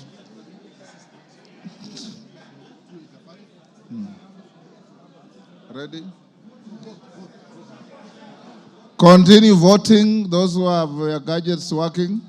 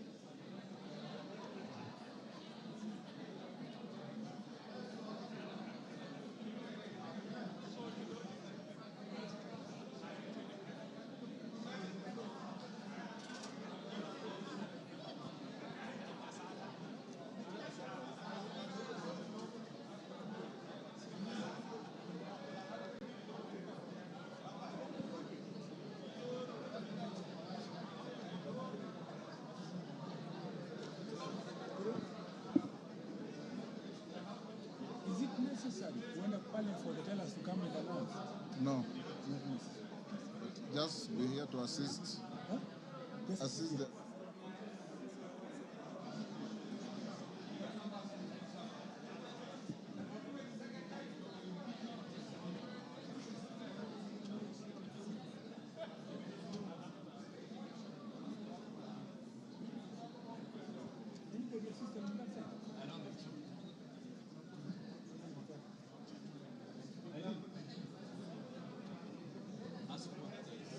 Assisted voters.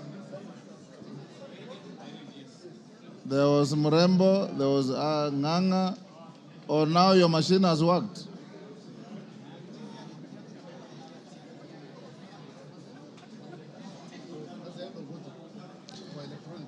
The end of electronic voting. Assisted voters. Wanjala, you have been assisted? Well done.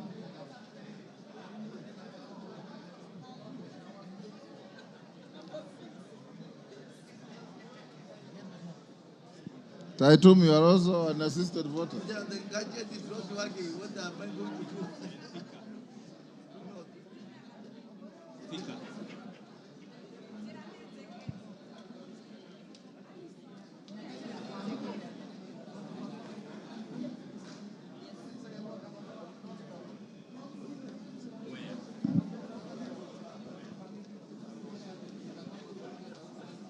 Mary, hata wewe ni assisted. But my machine is not going off. Yes.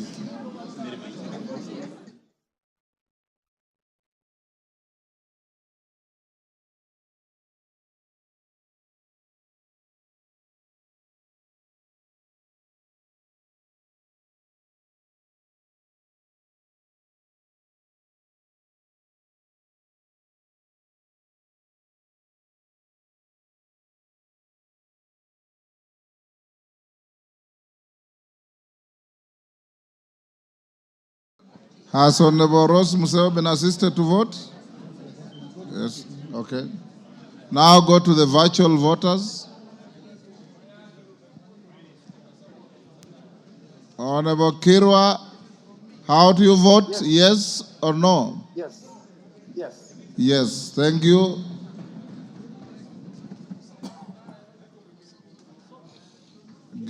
Thank you, Honorable Kirwa. Get Honorable Samal. Thank you. Thank you. Or was it Siloya first?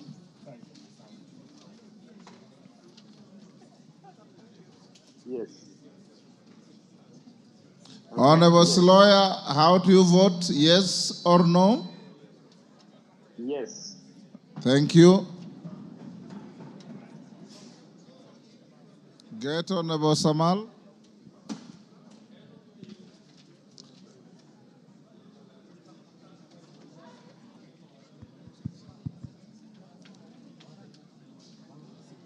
Honorable Samal, how do you vote? Yes or no?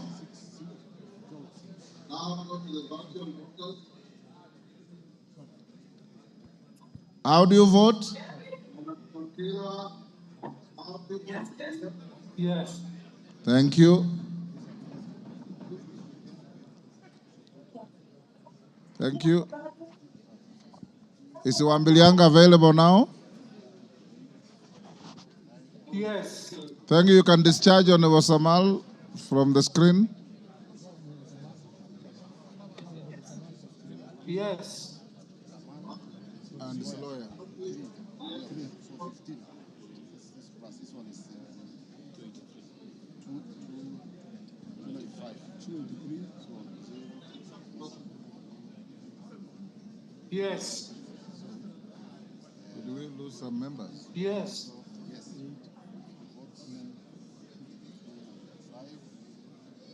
5.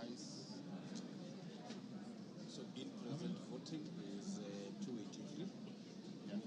Electronic is 283. 283. Virtual 3. Virtual 3. And That is assisted 2, 2, voters. 2, 2. That is 286. Plus 12. Assisted. Kuja hii na kuja hii. Not here. 298.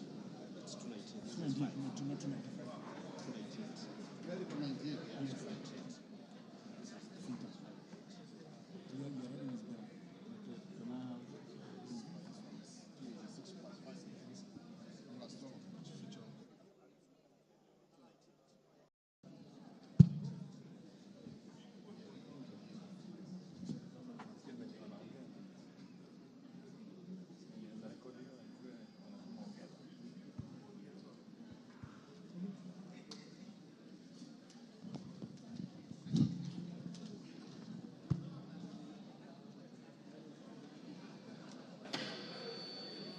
Order, honorable members.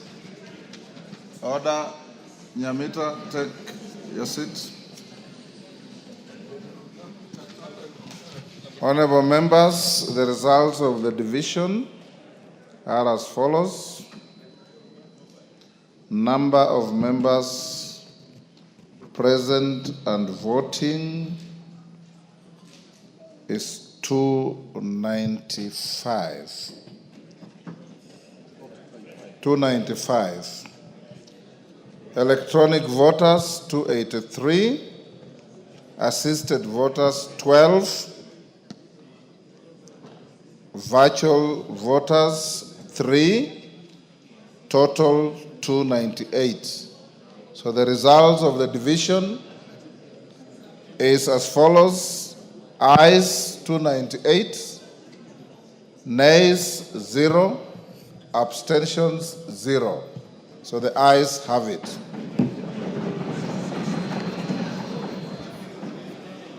A bill for an act of parliament to amend the Constitution of Kenya.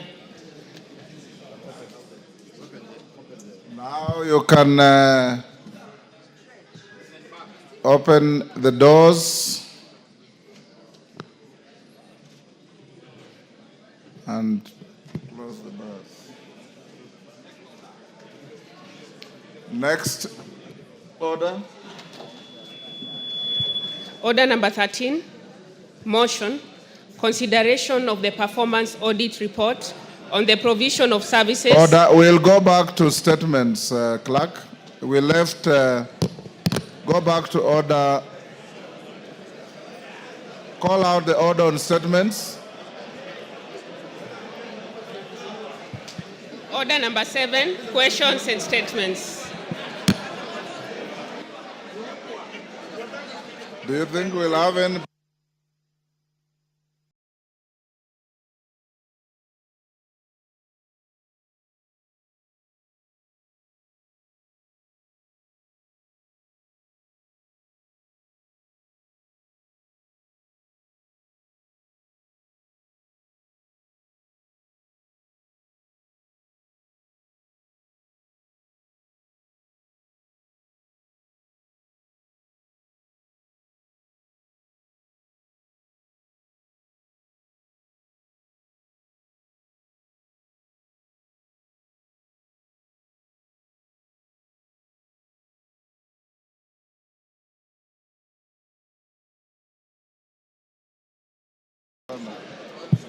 Members who had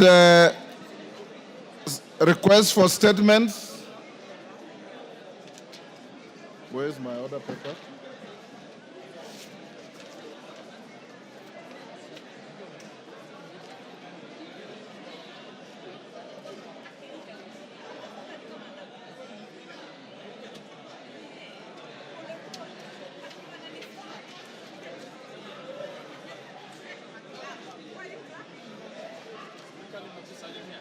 Baba, habari.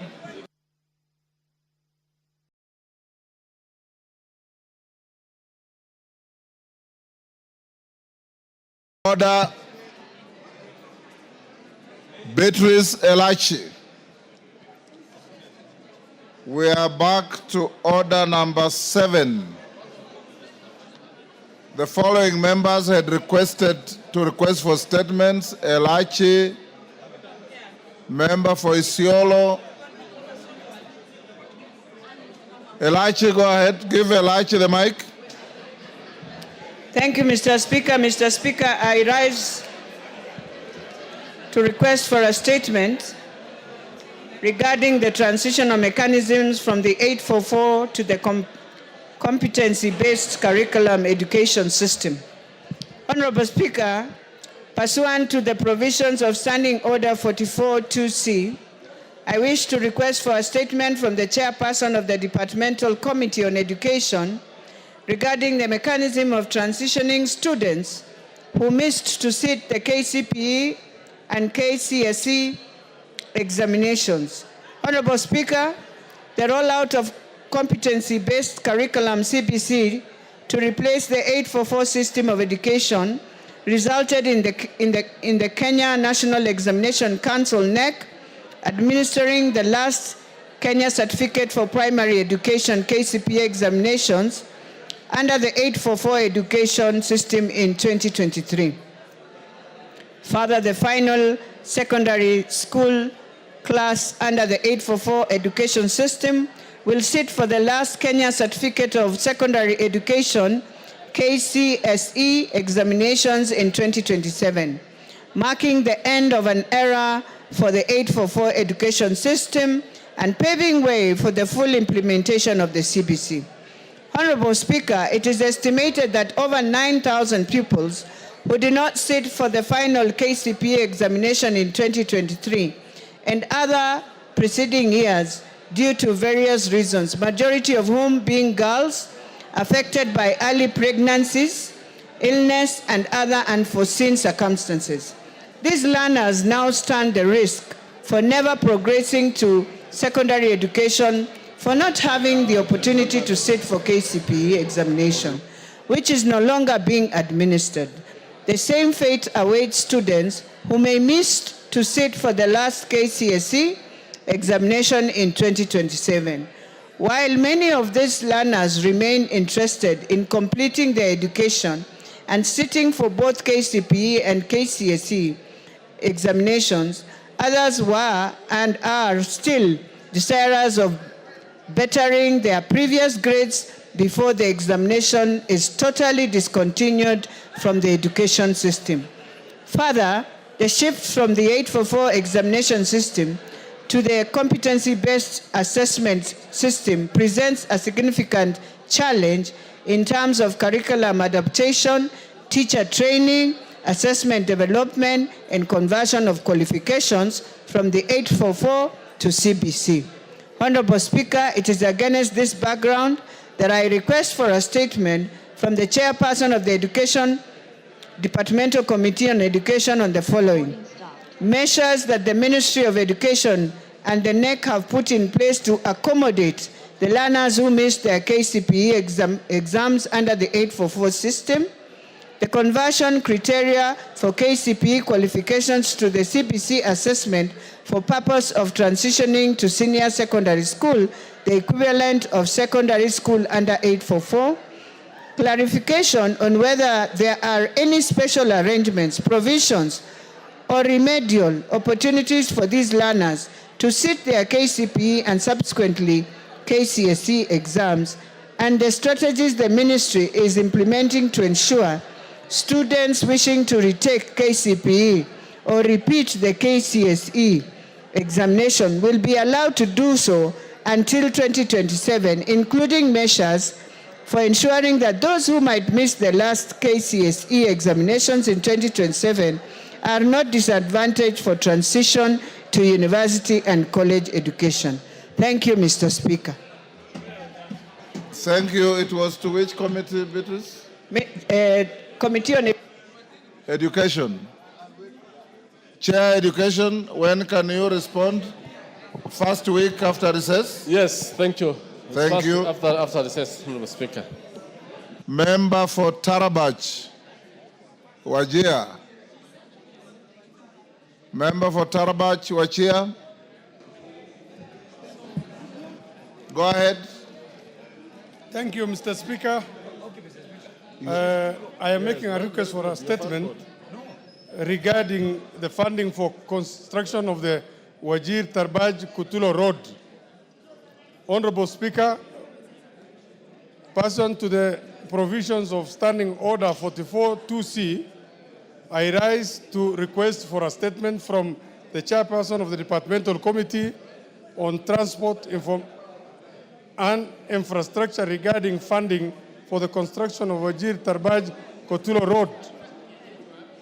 Honorable Speaker, the Wajir Tarbaj Kutulo Road, which traverses Tarbaj constituency is part of the Horn of Africa Gateway Development Project supported by the World Bank with the aim of improving connectivity between Kenya and other Eastern and Southern African countries. The project is expected to improve the movement of people, goods, and services across the region. Additionally, the project will improve digital connectivity and access to social services by communities in the designated locations along the targeted sections. Honorable Speaker, the construction of the said road in two parts, being the Wajir Tarbaj Road, which is Lot 1, and Tarbaj Kutulo Road, which is Lot 2, was advertised under tender number Kenya 2506/2022 and Kenya /2507/2022, respectively, heralding the hope that this largely marginalized region will finally benefit from the improved connectivity. Although construction of the road commenced, completion of the project is now facing uncertainty due to financing challenges. Reports indicate that the National Treasury did not provide funds for the construction and completion of Tarbaj Kutulo Road in the 2025-26 financial year. This has raised the fears of the project facing threat of termination due to lack of funds. Honorable Speaker, it is against this background that I request for a statement from the chairperson of the Departmental Committee on Transport Infrastructure on the following. 1, a report on the implementation status for the Wajir Tarbaj Road, that is Lot 1, and Tarbaj Kutulo Road, that's Lot 2. project, detailing the financing plan, total cost, and the amount disbursed and paid to the contractors so far. Secondly, the clarification on whether or not the completion of the Tarbaj-Kotulo Road has been provided for in the financial year 2025-2026, specifying the budgeted amount. Number three, a report on the number of residents affected by the project in Tarbaj constituency, including their details and status of compensation. And fourthly, details of the corporate social responsibility initiatives earmarked for implementation under the Horn of Africa Gateway Development Project within Tarbaj constituency, the budgetary allocation, and the expected impact on the local communities. Thank you, Mr. Speaker. Chair Rhodes. Yes, Major Bashir. Honorable Speaker, I want to associate myself with the request for that statement because it's very, very important. Honorable Speaker, you know the Horn of Africa Gateway Road project that has also already been, work has started, but as we speak now, it's not only the section where the member of Parliament has talked about, a number of sections, actually the contractors have sort of downed their tools because funding or budget has not been factored in. Honorable Speaker, remember this is a project where His Excellency has pronounced himself to the fact that it must be done and completed by end of 2027. However, as it is now, it looks like it's going into headwinds. And this might affect the promise that has been made to the people of Kenya and to the people of Northeastern specifically, that the road from Mandera all the way to Madogashe in Isiolo will be tarmacked. Honorable Speaker, we want this matter to be taken with the seriousness it deserves so that we want an answer as soon as possible. Thank you, Honorable Speaker. Rhodes. Chair Rhodes. Any member of Rhodes Committee? Oh, yes. Pardon? It doesn't matter. You take your seat. I was asking for the Chair Rhodes. A clerk inform the Rhodes Committee to bring a response the first week after recess. Honorable Tubi, I thought you were trying to alert me to give you an opportunity to request for your statement. Yes, sure. Go ahead. Thank you, Mr. Speaker. Although I wanted to talk about that one. Just go to your statement. Because it starts from my county. The whole road, Horn of Africa starts from, and it has stopped. Anyway, thank you, Mr. Speaker. I'm also boarding that horse when it comes. Mr. Speaker, sir, I am standing to request for a statement regarding insecurity in Isiolo County. Honorable Speaker, pursuant to the provisions of Standing Order 442C, I wish to request for a statement from the chairperson of the Departmental Committee on Administration and Internal Security regarding insecurity in Isiolo County. Honorable Speaker, there have been reported cases of insecurity in Isiolo County allegedly by persons sponsored by the governor of Isiolo County. This has caused havoc to residents, including the members of the County Assembly of Isiolo. For instance, on June 25, 2025, the said group of assailants attempted to illegally invade the County Assembly during its sitting while debating on a motion on impeachment of the governor, resulting in destruction of properties and injury to persons. These security concerns that have deeply unsettled the residents of Isiolo County. In addition, on 10th June 2025, the said group of assailants invaded Isiolo County Assembly, vandalized the assembly chamber caused members of the county assembly to flee for their safety. This state of affairs has created fear amongst residents and the general population. Additionally, the actions have negatively affected the economy of the residents. Honorable Speaker, it is against this background that I request for a statement from the chairperson of the Departmental Committee on Administration and Internal Security on the following. 1. A status report on the assessment of insecurity cases recorded in Isiolo County in the month of June, last month. 2. Immediate measures that the government is putting in place to address the recent surge in insecurity in Isiolo Council arising from whatever the activities of the county assembly. 3. Measures being put in place to ensure that the safety of residents, including members of the county assembly, is guaranteed. And Mr. Speaker, while I thank you for that, right now we are having 2 speakers of the county assembly in Isiolo. Honorable, we need order, Honorable Truby. Yes. When you request for a statement, you only read what the speaker approved. Thank you, Mr. Speaker. I finished. Thank you. It was to which committee? Security. Where is Tongoyo? Any member of Security Committee? Caroline, you are a member of Security? You tell your chair to bring a response first week after recess. Thank you, Chair. I will communicate. I'm the speaker, not the chair Thank you. of the House. Thank you. Omanyo. Thank you, Mr. Speaker. Request for a statement on the operationalization of administrative units in Busia County.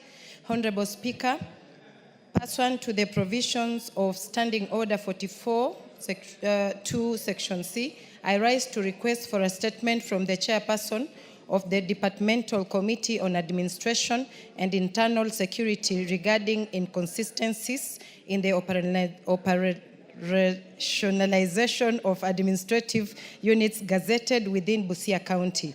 Honorable Speaker, the national government gazetted new divisions, locations and sublocations in Busia County as part of measures to enhance equitable access to government services and coordination of national government administration. However, the administrative units have been inconsistently and selectively operationalized in Teso sub-county, leaving out those within Busia County, Busia sub-county. They include Buhayo West Division, Mundika, Bugengi, Esikulu, Lunga, Buyosi, Murende, and Nasira locations, and Hungungu, Mundulusia, Budokomi, Munongo, Bukalama, Mujuru, Indoli, Sihabwa, Burumba, Bulanda, Mabale, Madele, Namikoye, Siamahanga, Nyibura, and Sikoma sublocations. Honorable Speaker, the inconsistencies in operationalization of administrative units in 2 sub-counties within Busia County disadvantages the residents of Buhayo sub-county in the access to critical government services, including security and recruitment opportunities such as teachers, police officers, and Kenya Defense Forces officers. Honorable Speaker, it is against this background that I request for a statement from the chairperson of the Departmental Committee and Administration and Internal Security on 1, a report on the status of operationalization of the above-mentioned administrative units in Busia sub-county to improve service delivery, address security concerns, and enhance equitable access to opportunities dependent on administrative units. 2, a report on the reasons for the delay in operationalization the gazetted administrative units in Busia sub-county, including the circumstances under which the administrative units in Busia sub-county were left out in the operationalization of units in Teso sub-county, and 3, measures being taken to operationalize the gazetted administrative units in Busia sub-county and the timeline for their activation. I thank you, Honorable Speaker. You are done? Yes, Odanga. Yes, give Odanga the mic. Thank you, Honorable Speaker. I want to thank Honorable Manyo for coming up with this issue of seeking a statement. Indeed, these administrative units were gazetted in the year 2017, and it has taken so long for the government to operationalize. Last December, I did write and went to the Office of Interior, and we were promised that the division, particularly Buhaya West, and the sub-locations and locations were going to be operationalized. I believe that with this statement, the ministry will move with speed to ensure that they are operationalized for purposes of bringing services closer to the people. Thank you, Honorable Speaker. Yes, Chair Security, Ngalechei, can you bring a response within the first week? Yes, Mr. Speaker. After recess? Yes, I'll convey the message to the chair. Thank you. Wamrada.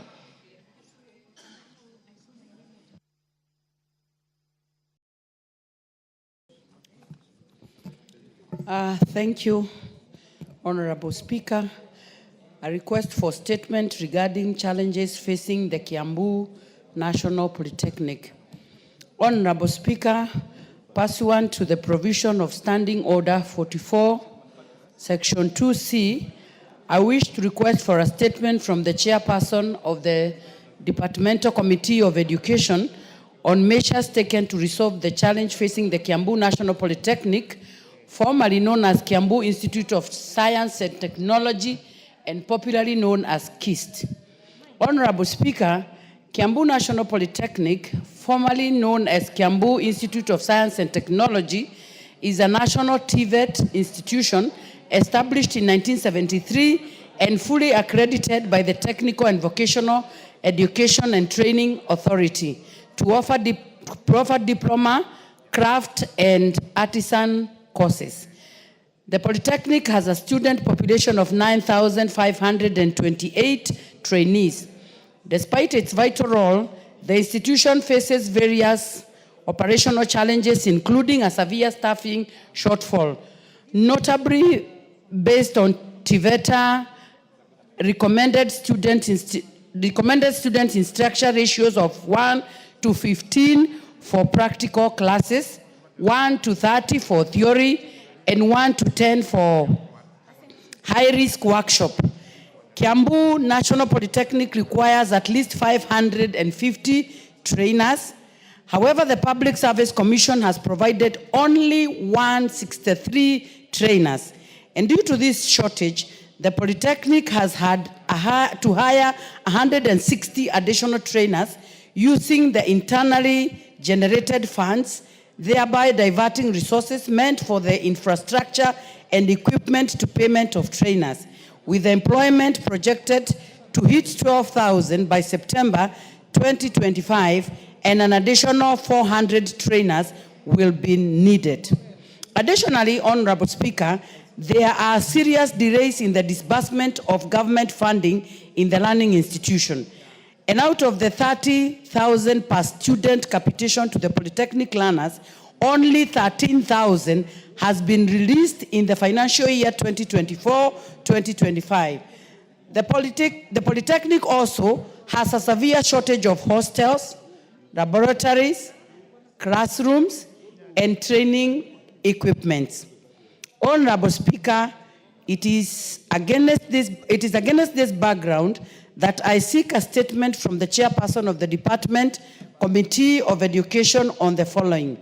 Number one, a report on steps being taken to recruit at least 400 additional trainers for KINAP ahead of the September 2025 intake.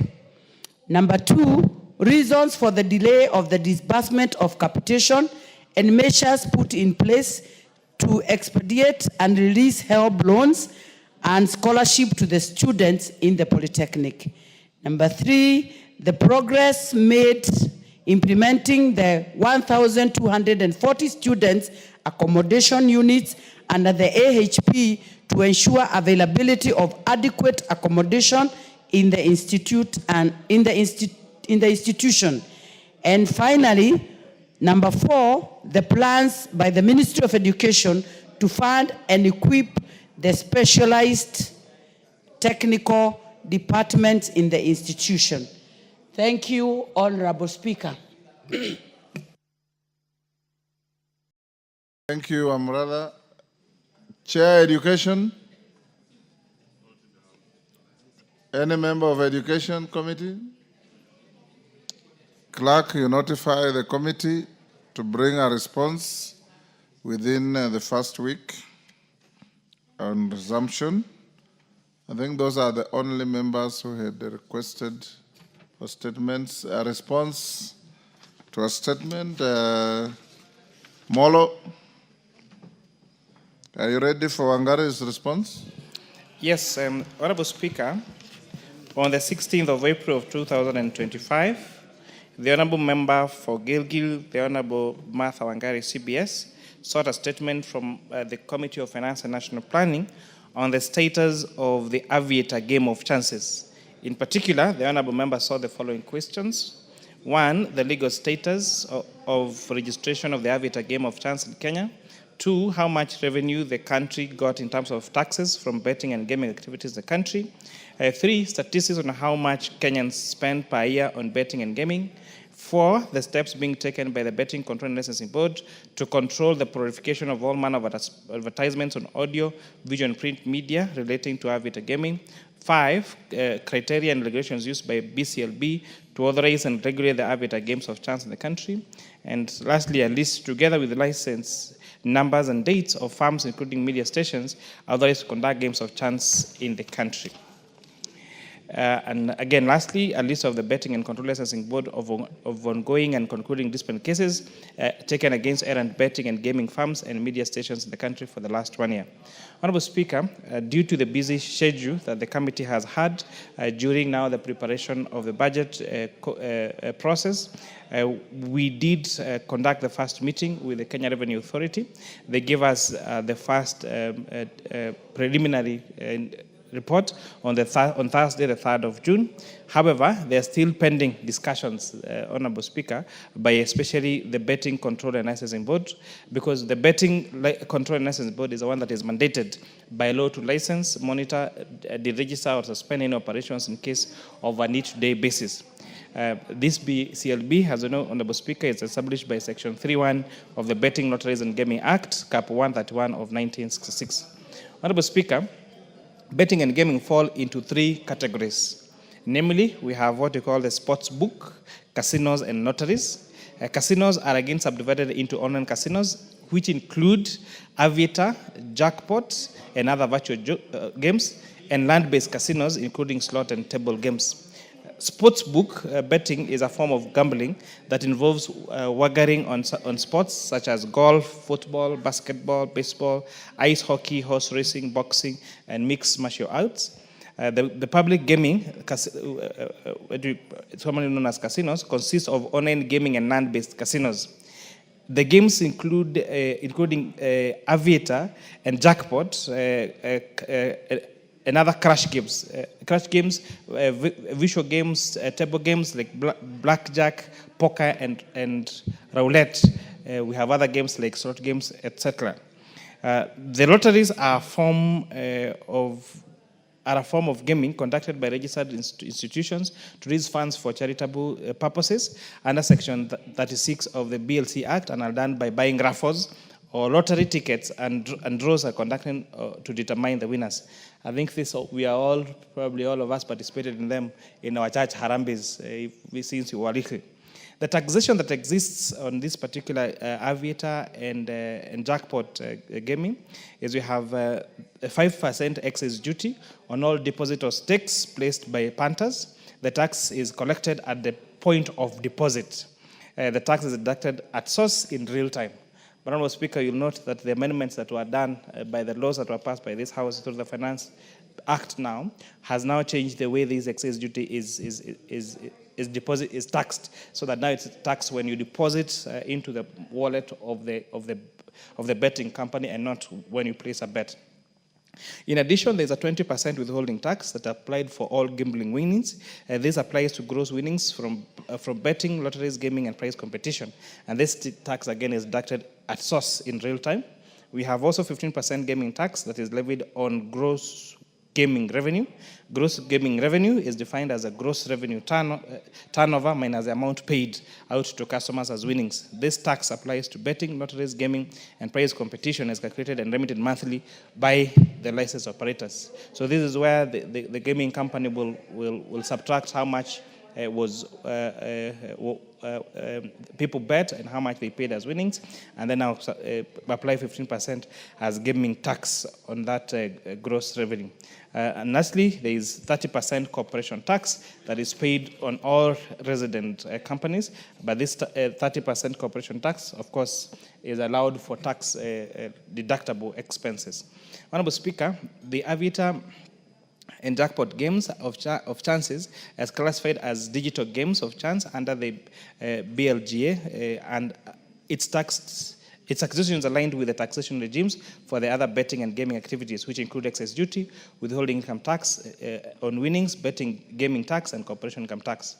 So these, Honorable Speaker, there are around 346 betting and gaming companies operating in Kenya, which employ approximately 4,217 Kenyans. These companies also pay various roles. They pay PAYE, they pay VAT, withholding VAT, corporation tax, withholding income tax, excess duty on betting and gaming tax, monthly rental income tax, and withholding income tax, NITA, and also the affordable housing levy.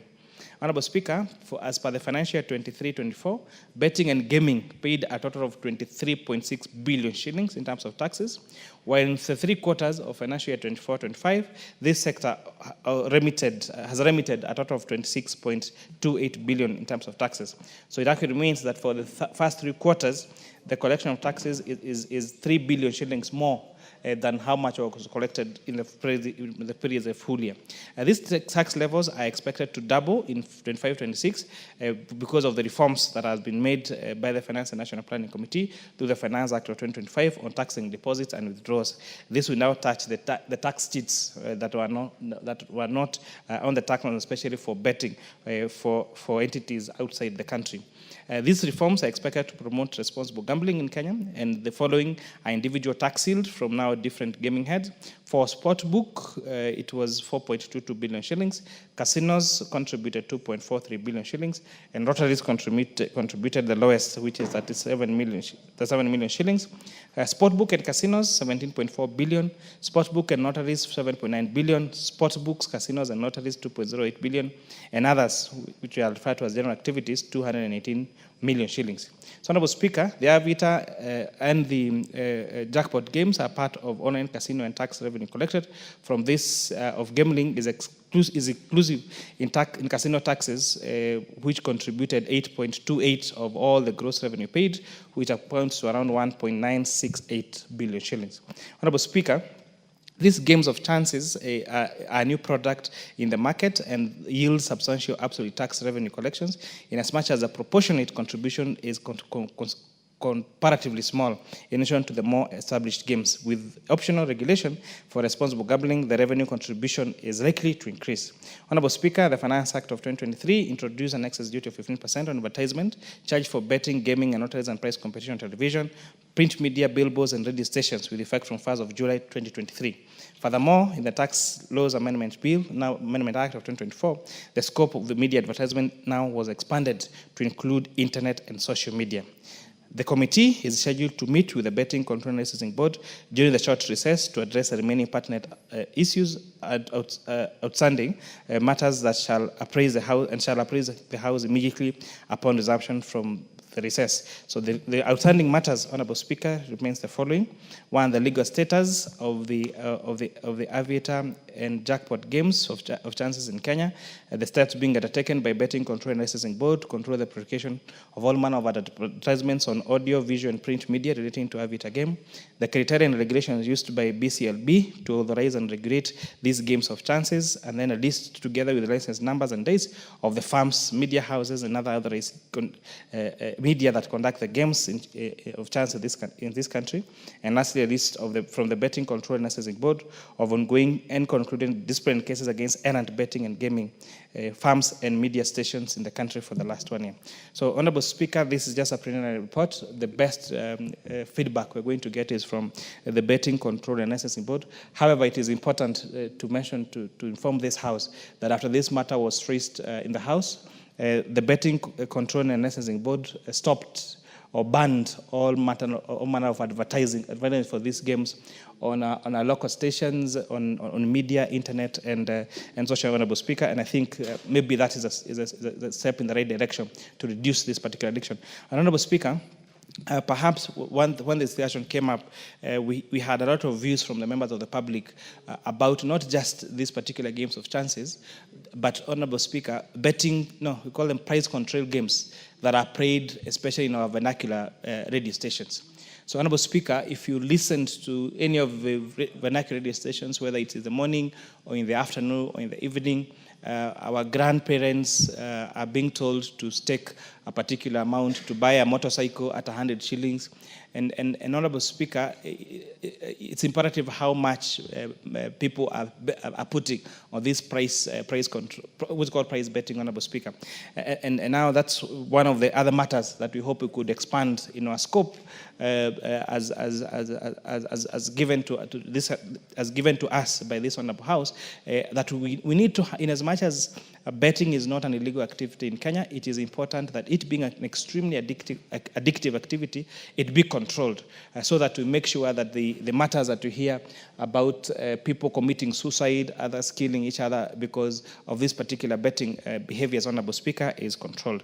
So I know, Honourable Speaker, it is not a satisfactory statement, it's just a preliminary statement, because also the Honourable Member has been very patient and has been raising this concern almost every day. And so once now we come back from the short recess, we anticipate, we will focus and purpose to have a comprehensive statement on the same. I thank you, Honourable Speaker. Thank you, Mr. Speaker. I also want to appreciate the chair. I know it's also been a very busy time, as you had indicated last week, and I have been very patient on this statement. I appreciate the preliminary statement and also appreciate that he has committed that he'll still meet with BCLB. Maybe what I would add for now, Mr. Speaker, because I will wait for the comprehensive statement, is the issue that when this matter was raised on this floor, it was the advert on the radios reduced substantially because there was some directive on advertisement. My question would be, was it just a knee-jerk reaction or will it creep back? Was it by policy? Does it need a law? Maybe there's something they can, the committee can explore when they meet BCLB so that we are able to tame. Because, Mr. Speaker, you know, many casinos don't advertise. Yes. They don't need to. There are people who know where the casinos are, they will go. But these adverts on Aviator and these other games on the phone, where we have parents putting 50 shillings, putting 30 shillings, we have children gambling their money for school, we have families breaking, and even other people committing suicide, Mr. Speaker. So this is where the problem is, the macro and the small scale gambling that we are seeing in our radio stations, especially vernacular. And I say that because I've followed the Kikuyu vernacular stations. In fact, even a song cannot end 3 minutes of a song, Mr. Speaker, without an advert for gambling, and especially this Aviator. So I hope the committee can go to the bottom of it so that we have a position legally on policy and the advertisement on radio, on media, on the internet, so that we can protect our population, Mr. Speaker. I hope that the committee will give the substantial statement when we come back. I thank you, Mr. Speaker. Yes,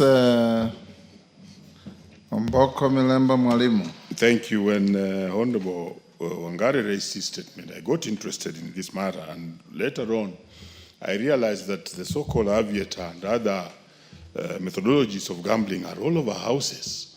And aviator is very well known by both kids and even the mamas in the village, and it's really riding high. And later on, when I talked to the teachers recently in Mombasa, they told me that most of even our teachers are now suffering seriously, because some of them even end up committing suicide because of gambling, especially the aviator and other gambling methodologies. So therefore, I think the chair should not just concentrate on the taxes as he has done, though the question indeed asks about the taxes they are paying.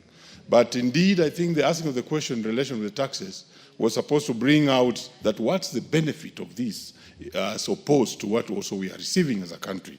And I think there's need for serious control when the committee sits to get a proper statement to actually limit the number of times these advertisements are done and how it's done, especially in the vernacular languages.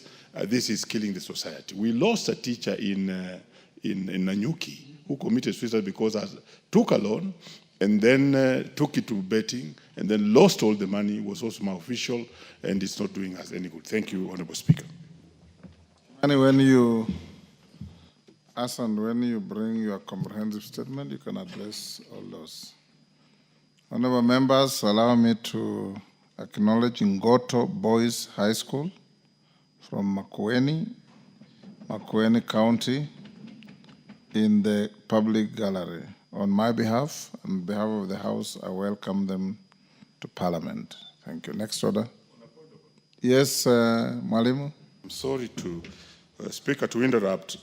I had seen the chair of health in the House. Honorable Speaker, the President did pronounce himself on SHA, especially on the registration of SHA. In terms of, are you able to register for 1 month and then continuously so until the year ends, or must you register the whole year? And in my own constituency, SHA was now doing very well. I had a case where we had a child in Msiri High School who was treated in hospital, and SHA paid for us over 69,000 shillings. It made me, Honorable Speaker, to go ahead and help in registration of SHA by providing the data that they are required to have. But then, that pronouncement by the President, and also I wish the chair was here, has not been effected.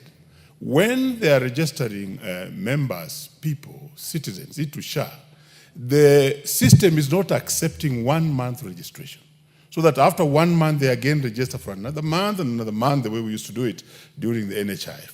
This will really promote registration, also encourage more people to register, and also avail more people to be within the system, because the local communities don't have that money, the entire money of 12 months.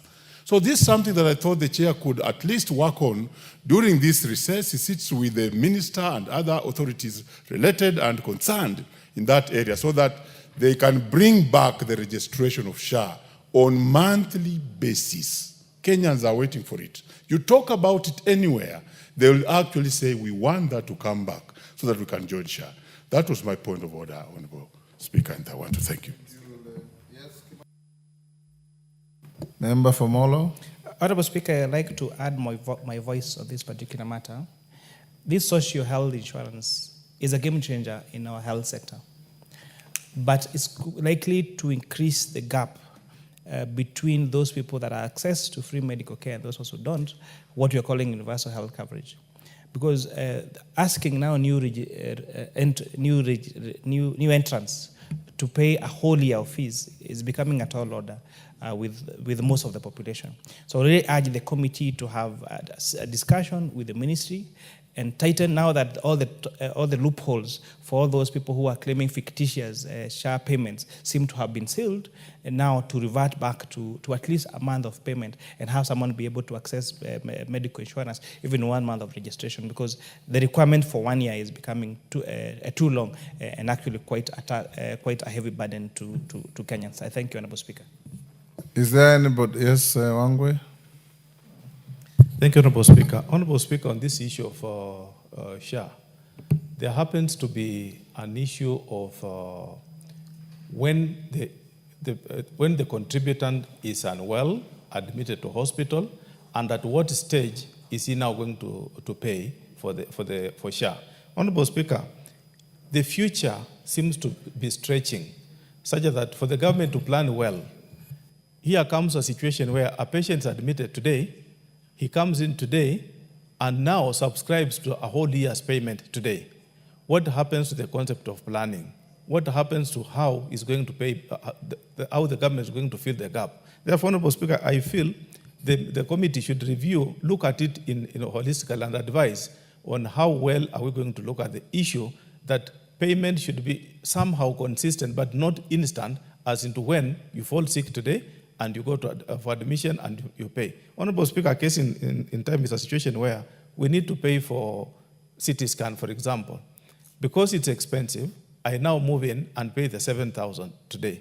How about if X number of people pay today that amount? It means the drawback is going to be expensive to the government. So what I feel, Honorable Speaker, is let's have a substitute move and look at it holistically and plan. Actuaries should come up with a formula to help SHA plan on how to mitigate such a situation, Honorable Speaker. Thank you, Honorable Speaker.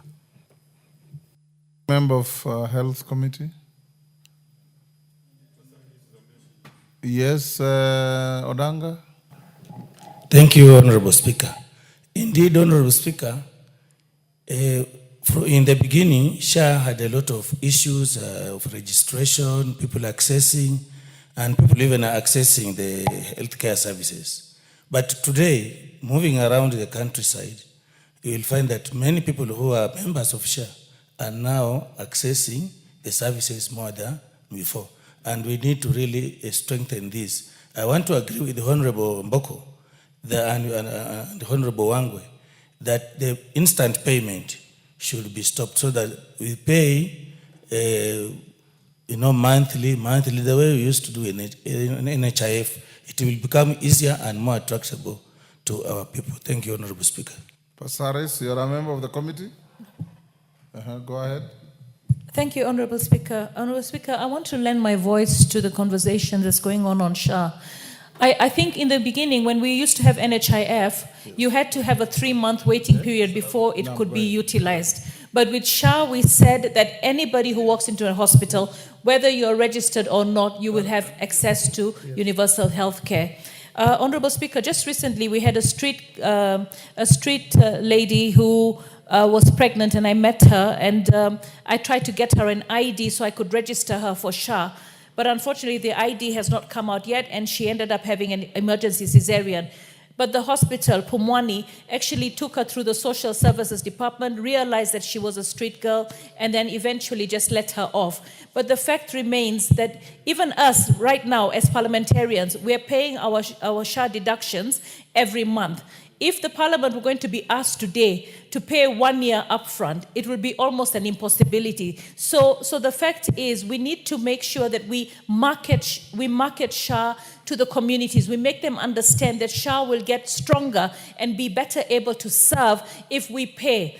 People normally pay when they're sick or when they're admitted. That weakens the whole structure of universal healthcare. Even India struggles with universal healthcare in spite of having cheap medical, lots of hospital facilities, and a population that is actually huge to serve. What we need to do with SHA is do a lot of marketing, do a lot of recruitment. We need to make sure that people understand. And then the people out there, if you can afford 1,000 or you've been assessed to be able to pay 1,000 premium or 2,000 premium, you have to pay the rate that is given to you based on the assessment. If your assessment has been done wrong, go and have it queried. The fact is, if we want this country to be able to offer universal health care, we need to be able to pay the premiums. So let's not wait until we are sick. And I think that message has to be taken to the communities, taken to the various institutions, taken as well to the grassroots, because people join SHA when they are sick. People join SHA when they get admitted. So SHA will actually collapse if we continue that way. So the idea is for us to make sure that our house help, even if they're not formally employed, we pay SHA for them. Everybody has a moral responsibility to make sure that the people that they know have signed up to SHA. And recently I had a friend of mine who said to me, I've got a gardener and a watchman and they want to sign up for SHA. How do I go about it? This shows us that the Ministry of Health is not doing enough. The easy way is to say, let people pay 1 year premium. No. Make us see your advertisement. Advertise SHA and the benefits. You keep telling us it's working, but show us the benefits of SHA and the advertising. Use your online, and make sure that everybody gets to understand that we need to sign up for SHA, we need to pay SHA. But asking people to pay 1 year upfront because you're not doing your marketing well, I think that's it's wrong. Thank you, Mr. Speaker. Thank you. Any member of Health Committee? Rindagiri, you want also to joyride? I just want to joyride. Thank you, Mr. Speaker. I think SHA, from what I'm gathering from our great people, Bori, it is coming out very well. SHA is functioning, and SHA is really taking care of those who have been admitted, seeking medical attention. Mr. Speaker, the only problem is accessibility for some people, particularly in the rural areas. What we are trying to do as a community is civic education. But Mr. Speaker, the members of parliament or MCAs cannot do entirely the public enlightenment. It is very important that the Ministry of Health takes up the responsibility and first inducts particularly the local administration, the area managers, the sub-chiefs, the chiefs, and even ECC and some DCCs, who even themselves, being the government agents, are not able to explain the functionalities of SHA. Mr. Speaker, you go some areas they have never known about it. All what people are taking advantage is social media.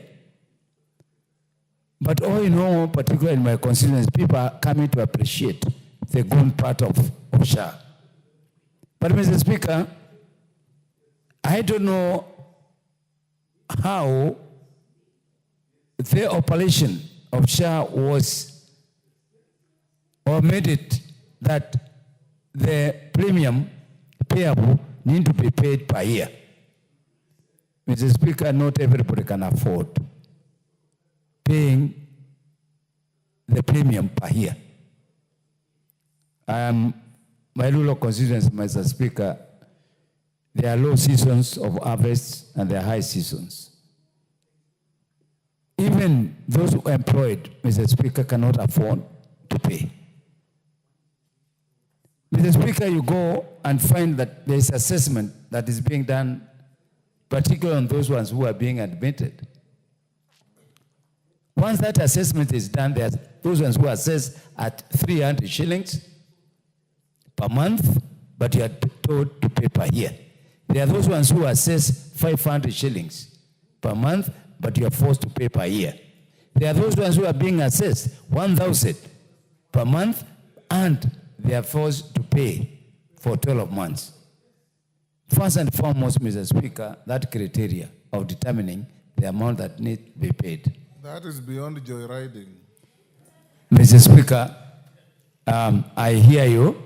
It's just expressing what is really happening there, because I'm sure many people are listening to us, and this is the only place where we represent the feelings of our people. And people, Mr. Speaker, they are really watching how you specifically, Mr. Speaker, you are navigating through ensuring that this universal health care becomes a reality in this country. So you are presenting over this house, and this is the only house that will ensure this success of this of SHA. So, Mr. Speaker, I'm not only joyriding, but I'm really enhancing the authority of this house in supporting the government initiate the proper process of making sure that so many people join and the expense of joining. I thank you, Mr. Speaker. Clerk, you'll advise Committee on Health to bring the response to Milemba within the first week after recess. Next order. Order number 13, motion, consideration of the performance audit report on the provision of services to persons with disabilities by the National Council for Persons with Disabilities. Emmanuel Wang with us, your committee? Yes. Go ahead. Thank you, Honorable Speaker. Honorable Speaker, I beg to move that this House adopts the report of the Public Investments Committee on Social Services, Administration and Agriculture on its consideration of the performance audit report by the Auditor General on the provision of services to the persons with disabilities in the National Council for Persons with Disabilities, laid on the table of the House on Tuesday, 30th July, 2024. Honorable Speaker, allow me to begin by asking ourselves on what is this we call performance audit report. Honorable Speaker, performance audit report is a self-moved report by the Auditor General pursuant to Section 36 of the Public Audit Act, particularly Cap 412B, which provides in verbatim that the Auditor General shall conduct performance audit to examine the economy, efficiency, and effectiveness with which public money has been expended pursuant to Article 229 of the Constitution. Honorable Speaker, many of my colleagues in this House would expect that when PIC presents a report, it presents a report looking at numbers that have been audited from a particular entity, so that we consider and see whether efficiency, prudency, effectiveness of the spending has been done. But on this, Honorable Speaker, this is a motion by the Auditor General herself to understand what is it that is happening in the Council for Persons with Disabilities. Honorable Speaker, the report was tabled in July 2024, but thank God, after that, Honorable Speaker, in May last month, 2025, we passed in this House the Persons with Disabilities Act, which ended up correcting so many of the observations that were done by the Auditor General in this report. Honorable Speaker, the Auditor, having moved on her own motion to understand what is happening in the Council for Persons with Disabilities, there are several issues that were raised, which came up and which made the Auditor General to feel that the Council would be not moving in the right direction or not attaining the threshold that is required, Honorable Speaker.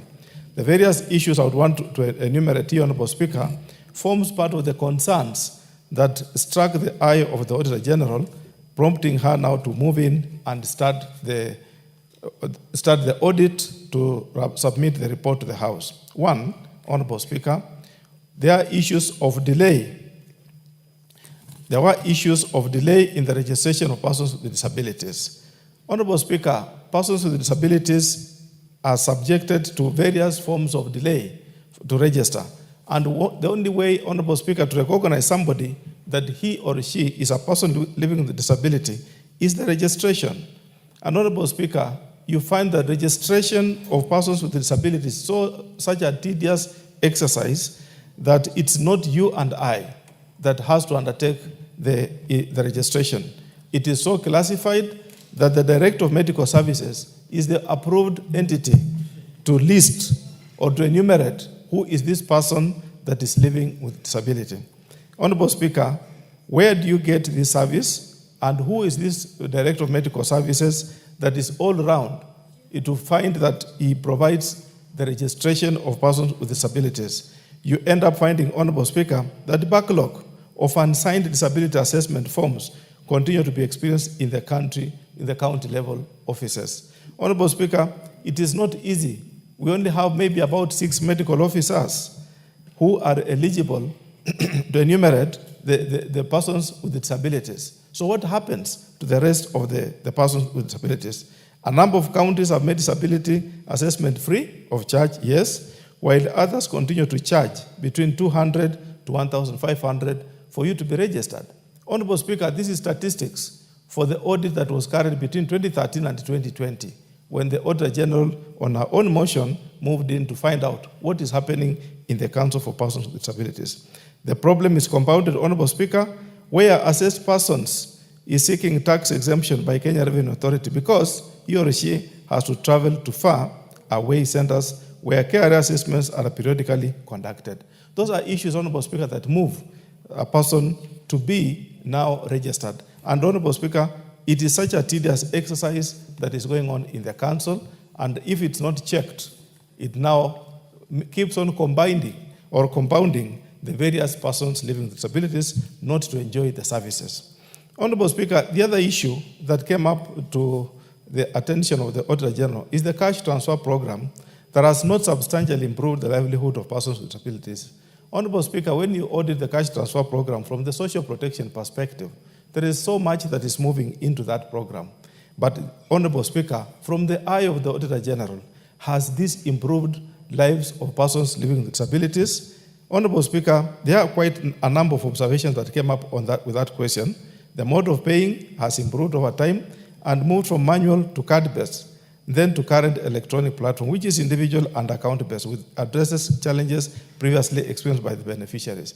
Yes, it has enabled to access those who are registered. How about those who are not registered, Honorable Speaker? That is now the challenge that comes about with that cash transfer, meaning, Honorable Speaker, it is sectarian. A few are getting and the majority are not because of not being registered. The cash transfer program, Honorable Speaker, has also experienced delays in disbursement of funds due to delay in release of exchequer from the National Treasury. Honorable Speaker, these people, persons living with disability, depend entirely on that cash transfer program. So the moment the exchequer is delayed, they are also stuck in their daily activities and they are unable to move because that is their only income that they have. The social assistance unit, Honorable Speaker, over time, the cost of living has changed and inflation has also moved. In as much as, Honorable Speaker, today inflation has come down, but over time it has been fluctuating.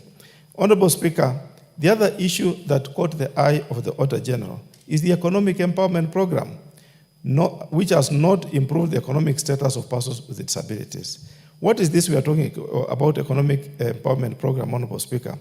The amount granted to each group, you find, Honorable Speaker, various groups of persons with disabilities are put together to submit their proposals and they get empowerment programs.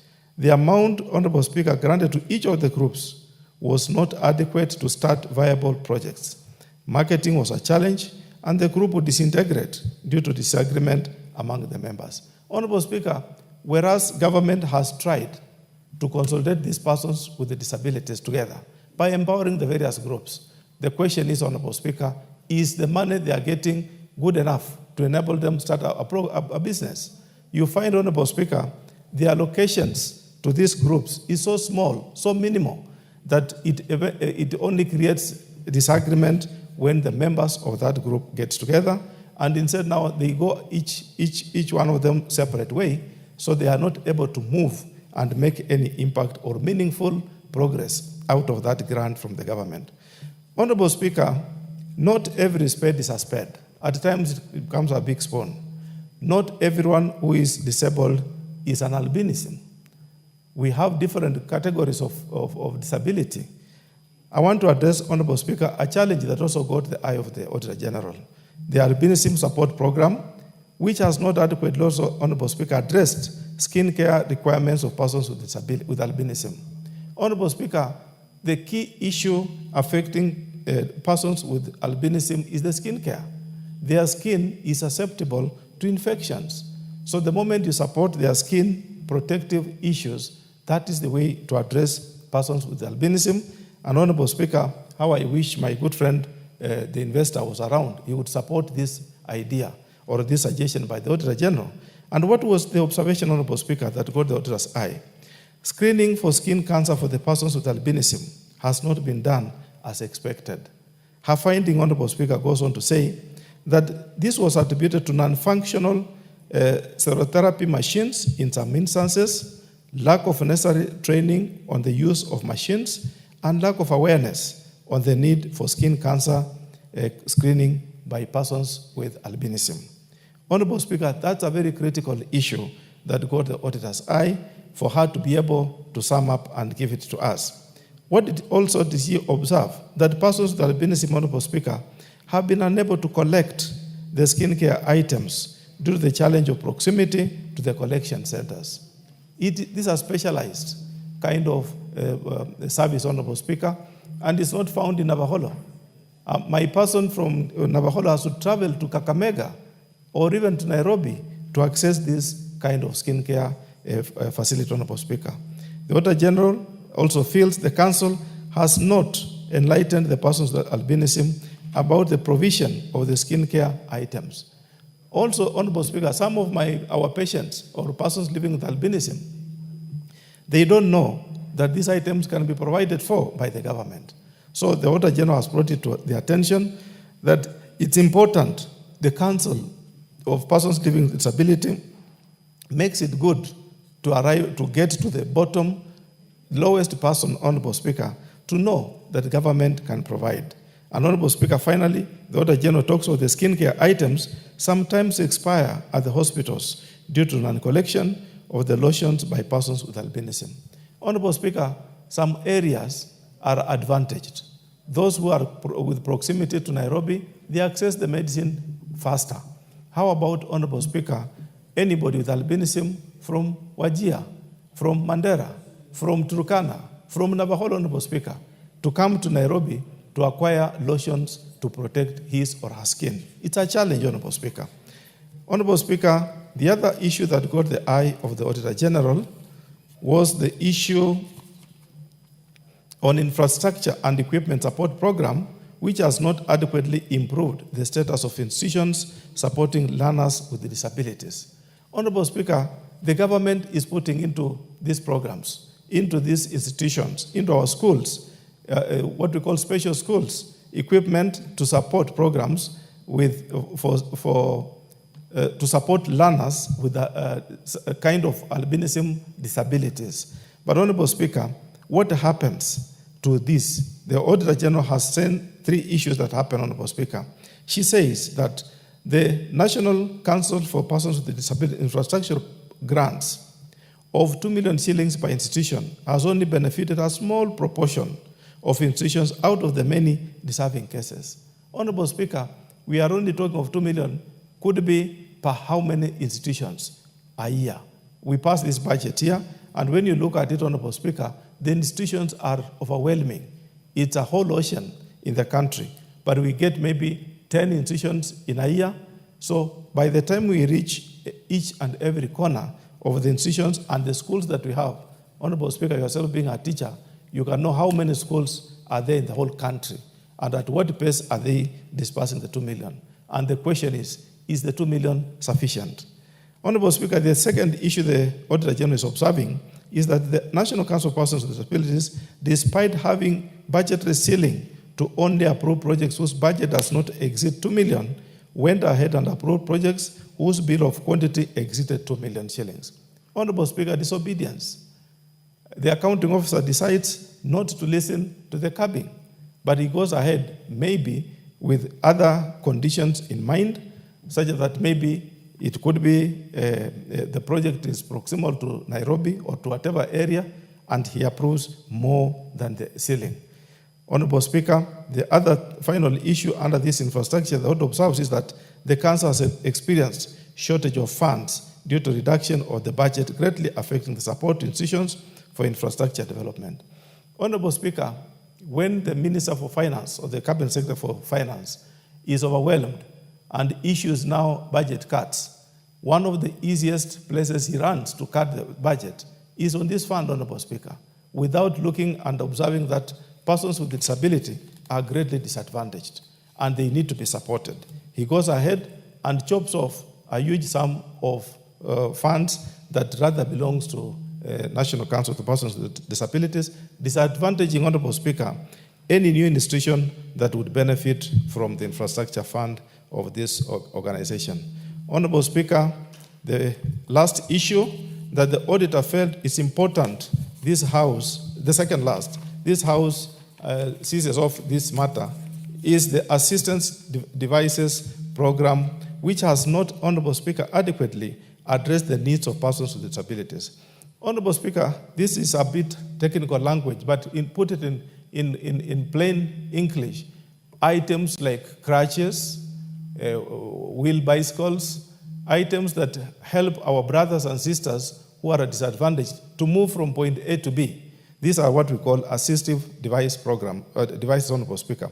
The auditor has also made 3 observations under that program. And she says, the statement that the National Council for Persons with Disabilities is implementing the Buy Kenya and Build Kenya initiative by procuring and issuing locally calibrated assistive devices that ensure better suitability and longevity, as well as appropriateness to the local terrains, as opposed to the imported devices, may not work for some disability cases which require specialized equipment not locally manufactured. Honorable Speaker, the issue of Buy Kenya, Build Kenya, for that period when it was enforced, it also applied to this, such that, Honorable Speaker, you could only get the items that were being made with our brothers from Kikomba, our brothers from the light industrial areas in Kenya, so that, Honorable Speaker, how about those who had spine conditions, whose wheeling required some kind of technically assembled equipment, Honorable Speaker? That part disadvantaged our the program. And the second issue that the auditor observed was that the Council, Honorable Speaker, did not issue most of the persons with disabilities with the devices during the period they had applied for. Honorable Speaker, when you go to Westlands in the headquarters of the Council, you will get a list of those who are queued to get these devices, Honorable Speaker. They are not available. They are not. They are not enough to fill the population, Honorable Speaker, that is living with disability. The third issue, Honorable Speaker, that the Auditor General has observed is that the Council, Honorable Speaker, did not collaborate the issuance of the applied for assistive devices to the professional medical assessment report prior to issuing the assistive device to the beneficiaries. Honorable Speaker, it is not just that a person wakes up and gets assistive devices. Assistive devices, Honorable Speaker, could be like lenses. You must get a doctor's prescription of what your eyes require. Then you go to the shop and procure the lenses, depending on how you've been assessed, Honorable Speaker. You find that there was no collaboration. According to the Auditor General, Honorable Speaker, the Council wakes up today and feels they need to procure enough bicycles. They have enough people to use. They buy those bicycles. But the question is, not all persons living with disabilities that require a bicycle have similar conditions. There are medical challenges, and a medical doctor needs to examine and advise the Council on what is it that's required to be used. Finally, Honorable Speaker, the last observation that the Auditor General moved was that the education assistance program did not enhance the retention and continuity of education for persons with disabilities. Honorable Speaker, despite the fact that the program was there, did it retain enough persons with disabilities in school? The answer is no. Did it support the improvement of persons with disabilities? The answer is, Honorable Speaker, we need to do more. More needs to be done so that we retain these people in school and enhance and move forward that persons with disabilities, Honorable Speaker, also get the right education. Honorable Speaker, I want to state a case in time in my constituency, Honorable Speaker. Myself, it comes a time when, Honorable Speaker, I had a sponsor who gave me enough bicycles for persons with disabilities.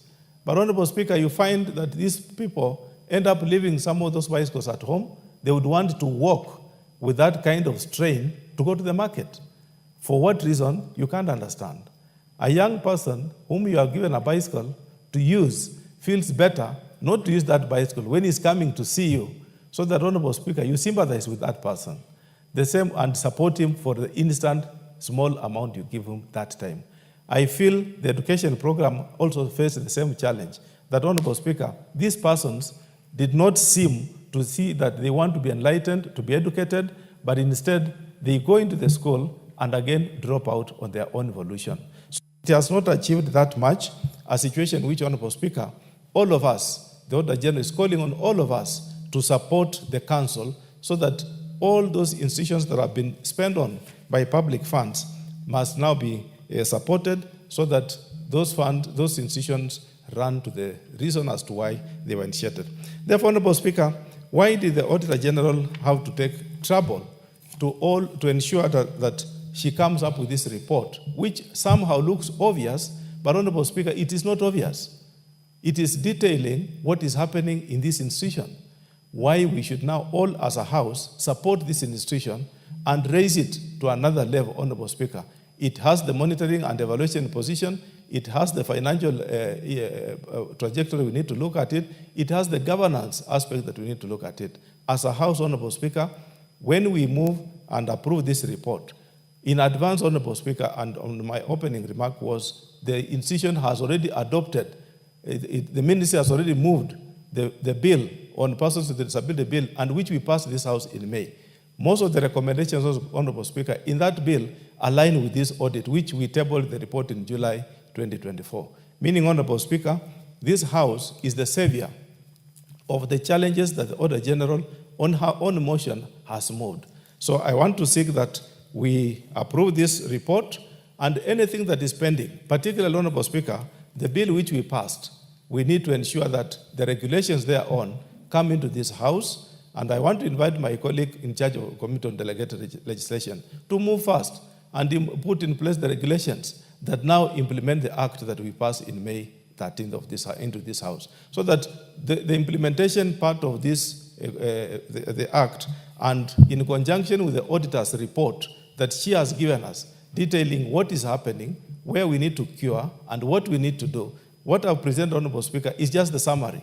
But when you look at the entire report and look at the auditor's audited report itself, it details what, once the report is adopted, what the council needs to do, and by when is it supposed to implement, so that the council moves forward and effectively uses the public resources in an efficient way. Thank you, Honorable Speaker. I beg to move and ask my colleague, the great lady from Busia, in another language she's called Mama Kipepeo, to second. Who is Mama Kipepeo? Thank you, Mr. Yes, Speaker. Honorable Manyo, proceed.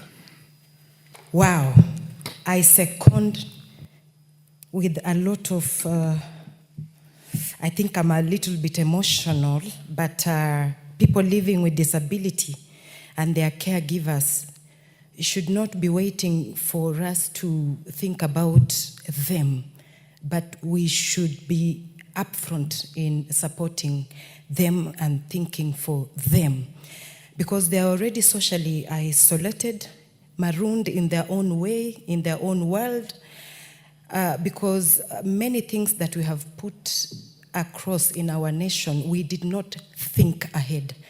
If you went in a classroom, recently I had a county-wide registration of people living with disabilities, and some students were also part of it. They even don't have a locker that can encourage them sit comfortably and write just like any other child with no challenges. And also some of the classes, they were built long time ago, and because of poverty, they have not improved in areas or ramps that can help these children and any other person with a challenge of mobility. We must pull out all stops as a nation, because they are already disadvantaged. Giving a person living with disability 2,000 a month, and we have others with albinism who need sunscreen, and a good sunscreen, Mr. Speaker, costs 1,000 and above. So if they wait for 2,000 a month, what else will they do with the little remaining? Because again, they have to add a moisturizer, and a good one, not these cheap ones that still make them burn, look dark red and cracked skin. A good moisturizer that has a SPF in it and can help them not crack and attract houseflies on them. I will be so shocked if people living with disability and their caregivers are paid good, reasonable money. The cash transfer of 2,000, Mr. Speaker, if we gave them even talk of the minimum wage, maybe 16,000 or 25,000, that will also curb a lot of money that is just wasted in other things. It will curb a lot of corruption as well, because most of it will be going to the right people, the needy people, our families and friends. I did a county-wide registration as well, and I hired buses and matatus and pickups to bring them in a particular place in the county. Shockingly enough, some of them could not be put inside a matatu or a bus. And if they managed to squeeze them in there, the buses or matatus did not have a special area carved out for people living with a disability. You can imagine how even us, with all the knowledge we have, we are ignorant when we buy some of these equipments. So people living with disabilities need professional, these counselors, professional counselors also who can help them, because when we sat there the whole day, most of them, even coming to the meeting, did not even look happy. They looked like they are already stressed, and they had so much to tell us. But I'm not a professional, so I didn't know what to do but to help by registering them.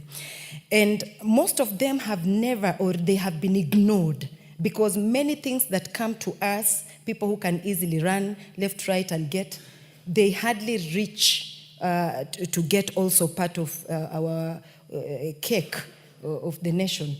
So the registration is paramount. We have to go door to door through our Nyumba Kumi, village elders. They know well where everybody is who has challenges. Some of the children with the disability have been hidden.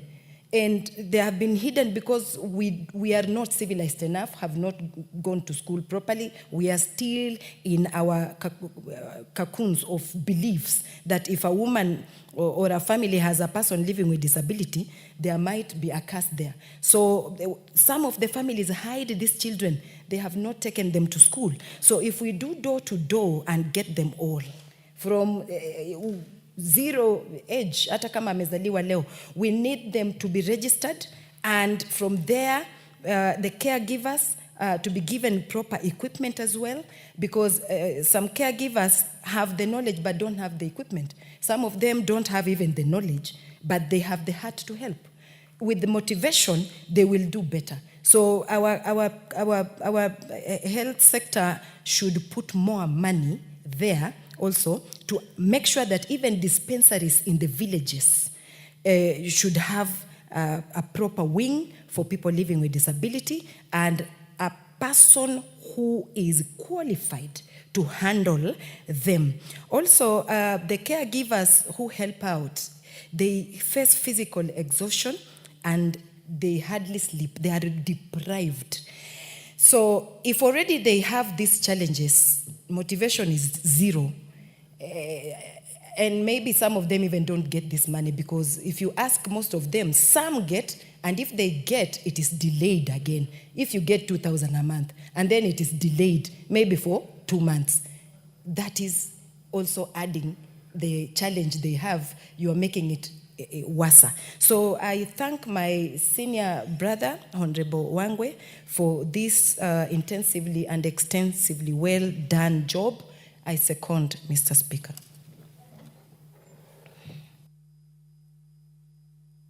Very well. I didn't hear you speak about the double registration that has been done all over the years. They keep on registering the same people, changing the card this year, and next year another card, another card, another card. Honorable members,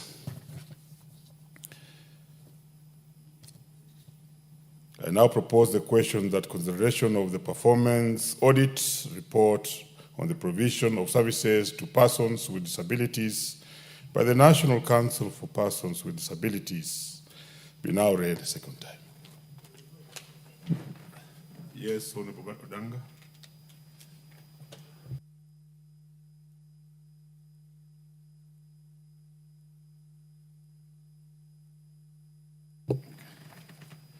Thank you, honorable members. Just for a minute.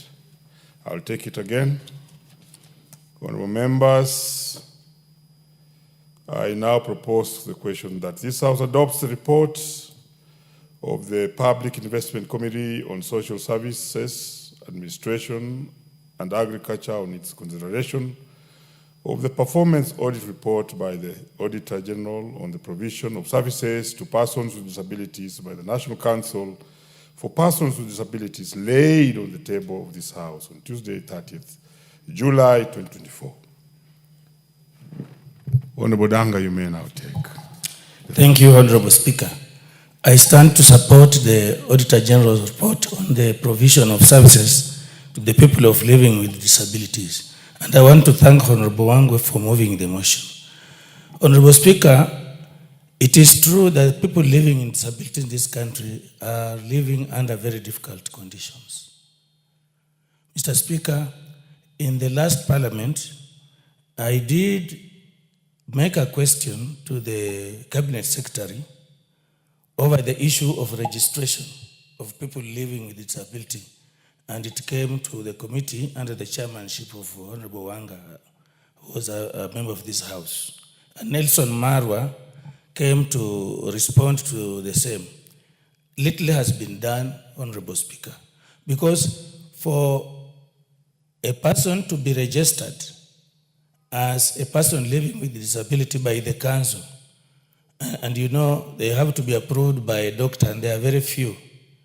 And then it is, it is very harrowing for a member, a person living with disability, to be registered. And again, the registration is not done once.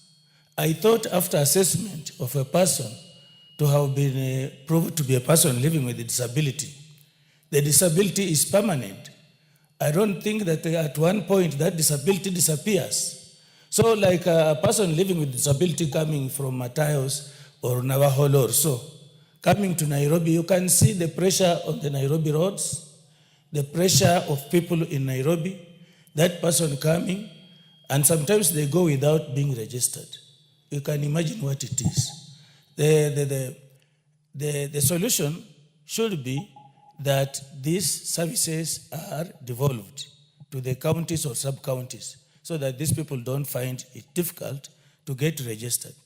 Mr. Speaker, walking around Nairobi streets, you will see a lot of people living with a disability, begging, and that kind of thing.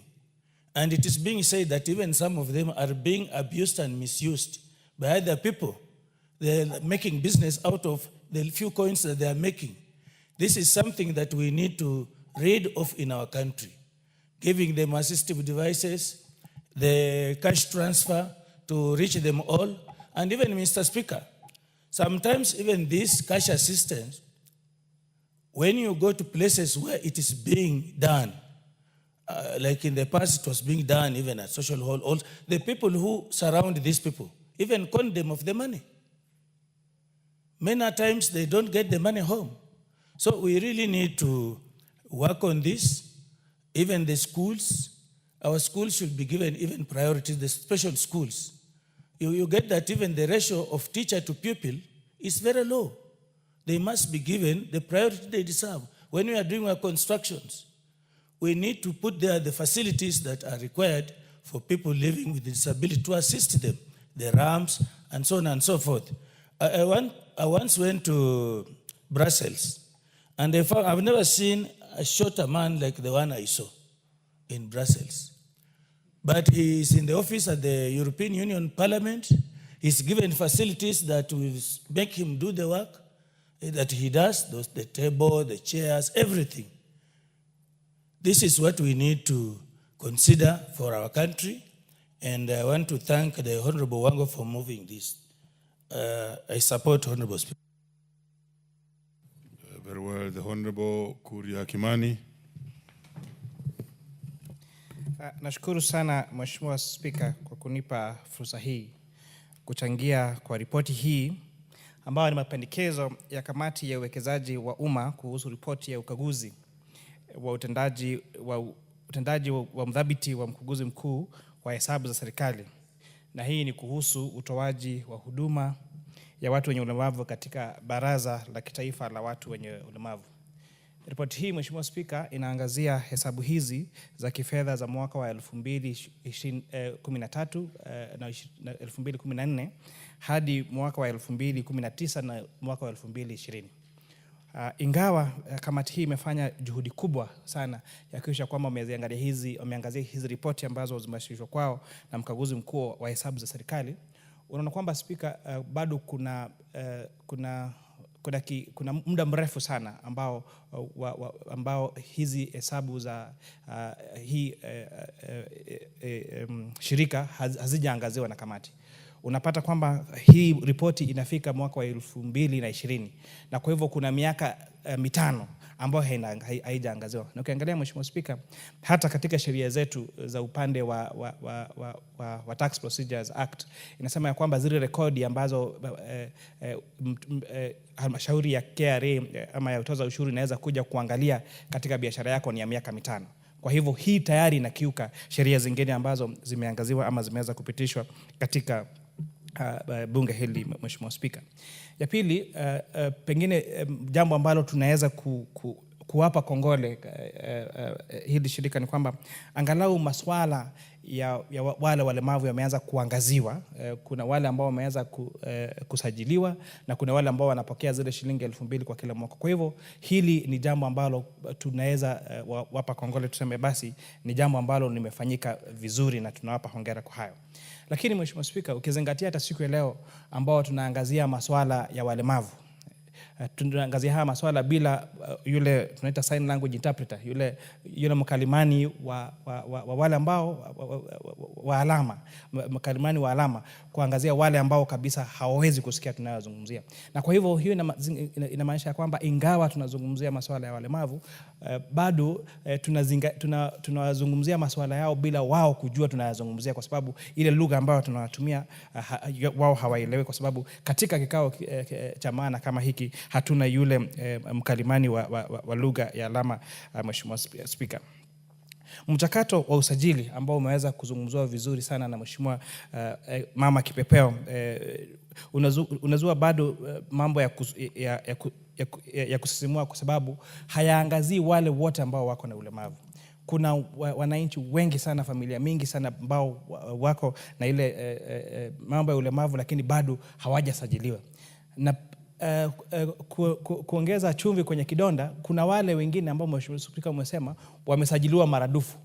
So kuna wale ambao hawajasajiliwa, na juu ya kuongezea chumvi kwa kidonda kuna wale ambao wamesajiliwa maradufu. Kwa hivyo hii kabisa sio haki kwa wale ambao ni walemavu. Mheshimiwa Spika, kiwango cha pesa ambazo tunawapa hawa walemavu ya shilingi 2,000 bado hakiambatani na hali saizi ya kiuchumi. Na kwa hivyo natumaini kwamba kamati ya bunge ambayo inaangazia mambo ya bajeti katika bunge hili, wakati wanaangazia bajeti inayokuja, wataweza kuangazia na kuhakikisha kwamba wameongezea hela ambazo zika katika zile pesa ambazo zinapewa hawa walemavu, ili angalau zikuwe zaidi ya 2,000 hizi ziweze kuendanishana na hali ya kiuchumi ambavyo ilivyo katika nchi yetu ya Kenya. Mheshimiwa Spika, mambo ya ajira na uwakilishaji wa watu wenye ulemavu bado uko chini sana katika serikalini na bado katika sekta binafsi. Ukiangalizia hata hapa katika bunge letu, wale ambao wameweza kuchaguliwa kama ambao ni walemavu ni wachache sana, ukiangalia wale wengine ambao wote wamechaguliwa katika hii bunge. Na inaonyesha, kwa sababu hii inaonyesha sura yetu ya Kenya, inamaanisha kwamba vile ambavyo hawako wengi hapa ndivyo pia hawako katika sekta zingine, na hasa zaidi katika sekta za kibinafsi. Mheshimiwa Spika, msaada wa vifaa ambao unatolewa kwa hawa walemavu kufuata tathmini msaada wa vifaa unaotolewa haufuati tathmini sahihi za kitaalamu. Na hii ndio maana yule mwenyekiti alikuwa anasema vifaa vingine ambavyo vinapewa hawa walemavu kuwasaidia katika ulemavu wao, vingine vimepitwa na wakati, vingine ambavyo vinahitaji vifaa vingine kama vile batteries.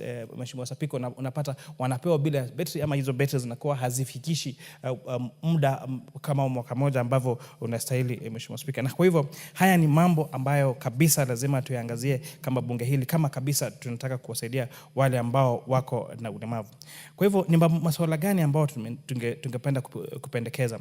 Tumesema ya kwamba serikali ifanye tathmini mpya ya kiwango cha marupurupu ambacho kinalingana na hali ngumu ya ugumu wa ulemavu kwa hali ya kiuchumi na kulengwa. Kwamba wote ambao ni walemavu wanapata kiasi kimoja cha shilingi 2,000 ni jambo ambalo linafaa kuzingatiwa zaidi, Mheshimiwa Spika, kwa sababu ulemavu kuna tofauti. Bei mahitaji ambayo yanahitajika kuangazia wale ambao ni ulemavu yanatofautiana kulingana na hali ya ulemavu. Na kwa hivyo unapata kwamba zile hela ambazo zinapewa wale walemavu zote ni shilingi 2,000. Na iwapo wengine ni walemavu kiasi kwamba hawezi kutoka kutembea, wengine wanahitaji hata pengine diapers na maneno mengine. Kwa hivyo nafikiri tunafaa kuangazia kutumia teknolojia kuweka kiwango cha marupurupu ambayo yanaenda kwa hawa walemavu kulingana na hali ya ulemavu ambayo hawa walemavu wako nayo. Nimeongezea kuhusu usajili, tuhakikishe kwamba usajili huo ni wa njia ya haki, kwamba wale watu ambao wako na ulemavu wapate kuwa wamesajiliwa, na pia vifaa hivi ambavyo wanaendelea kupewa zibadilishwe ziwe za uendelevu, ziwe na usawa na zikuwe na athari ya wale wanaolengwa. Mheshimiwa Spika, Waswahili walituambia kwamba mtu ni utu, si uumbile. Hii inatufundisha kuwa dhamani ya mtu haipimwi kwa uwezo wa kimwili, bali kwa utu wake, heshima yake na mchango wake katika jamii.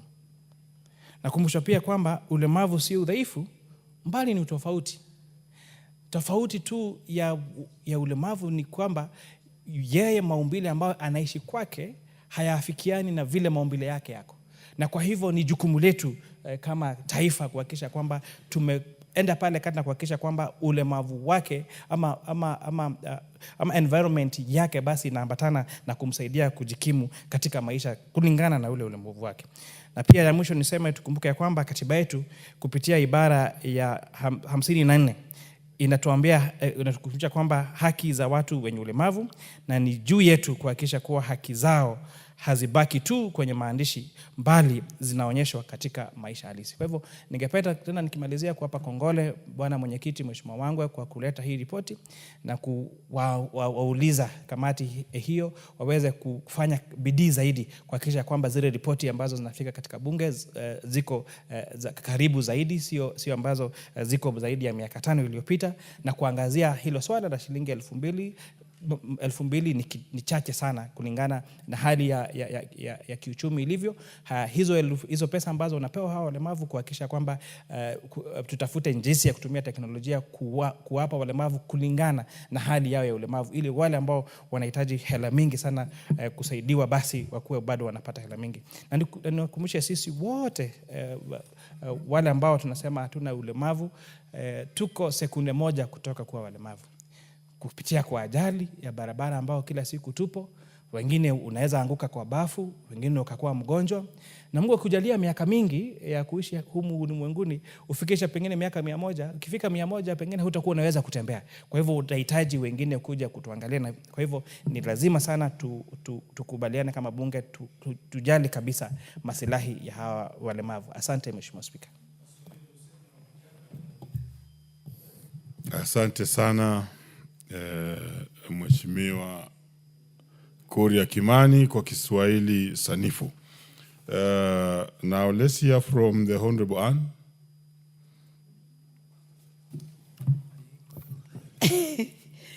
Thank you, Honorable Speaker.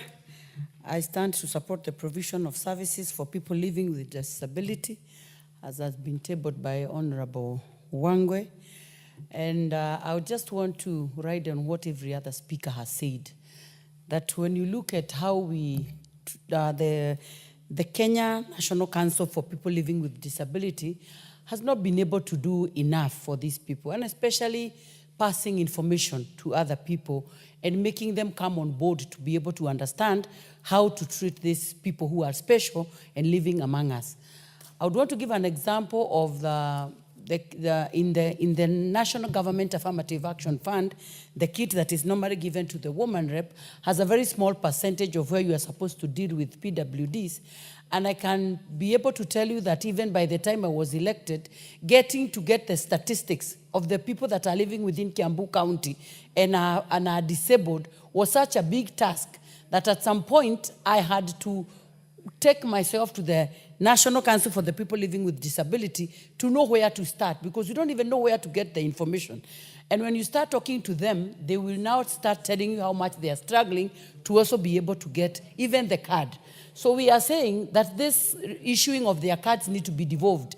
Just as we do Huduma, we can have it even within Huduma, where these people know where they can be getting their cards, so that we ease their way of doing things. And above all, let them also involve in employment, let them involve a number of these people who are able to understand. Like now, personally, I involved a disabled person in my board, so that you'll be able to be taking care of these people, because you realize when you bring on board such a person, in a times when people will at some time forget, not intentionally, but by the fact that maybe you do not have so many of such people around you.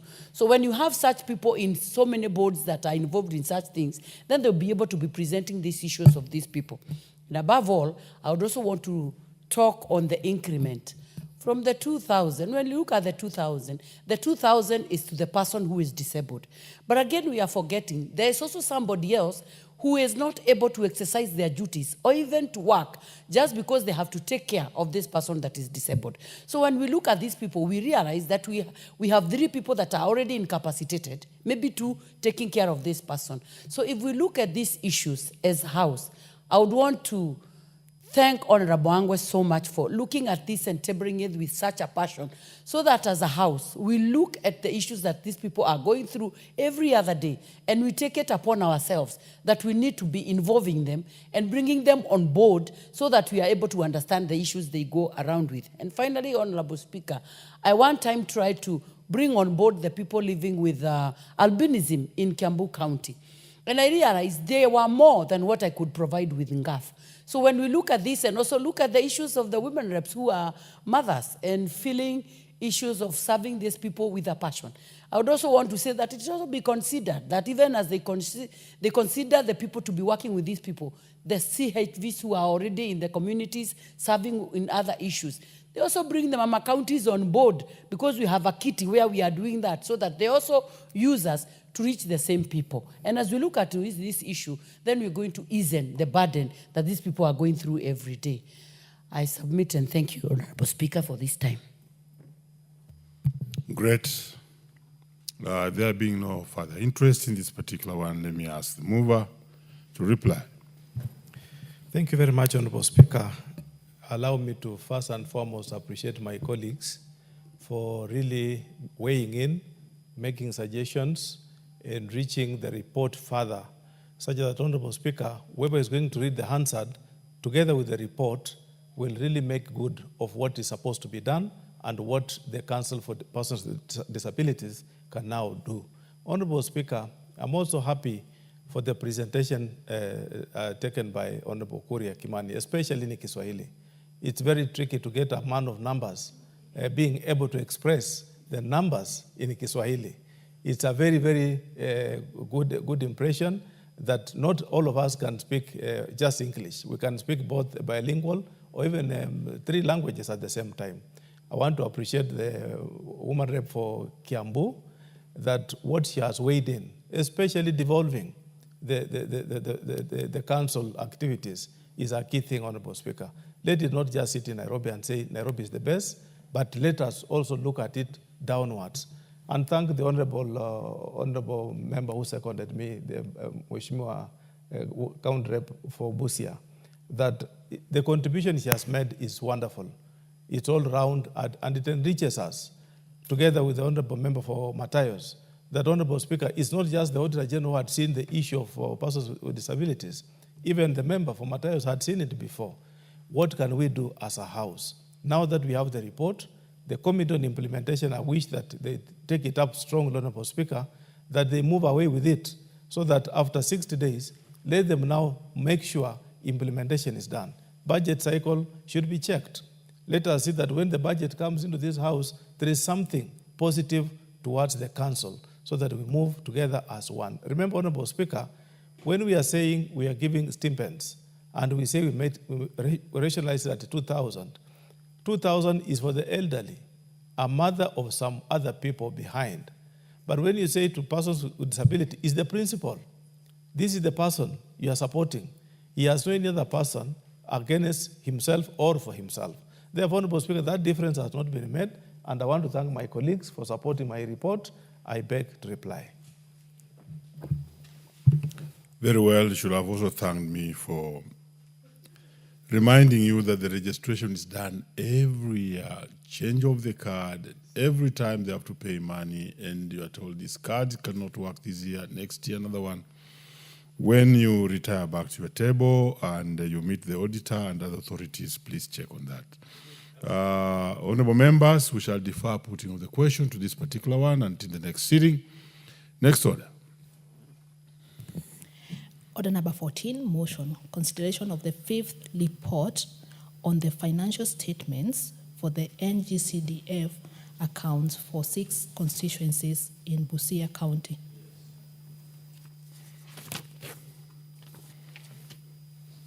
Mover.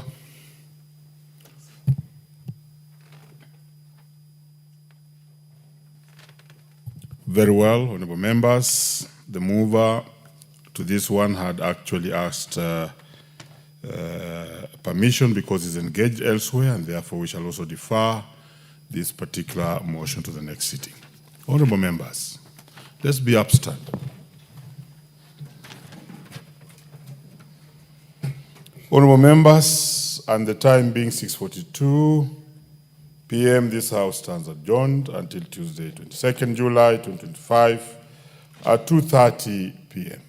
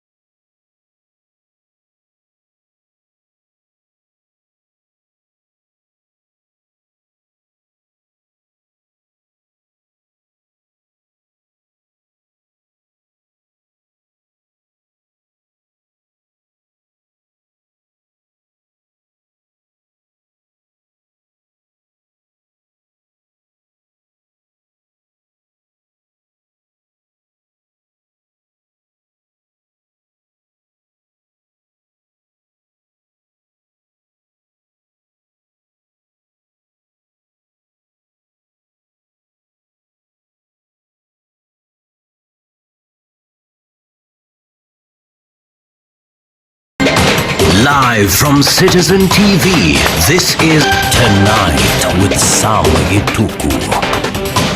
Good evening and thank you for choosing Citizen TV on this 26th day of June 2025. And tonight is a special night. Indeed, one of the world's greatest athletes and also one of Kenya's greatest athletes, Faith Kipyegon, is on the brink of breaking history. She's in Paris to run the breaking 4. She hopes to run the mile with under 4 minutes. Of course, Kipyegon is a prolific runner who is making an attempt at that mile, targeting to complete it in under 4 minutes. And she holds the record so far at about 4 minutes, 7.64 seconds.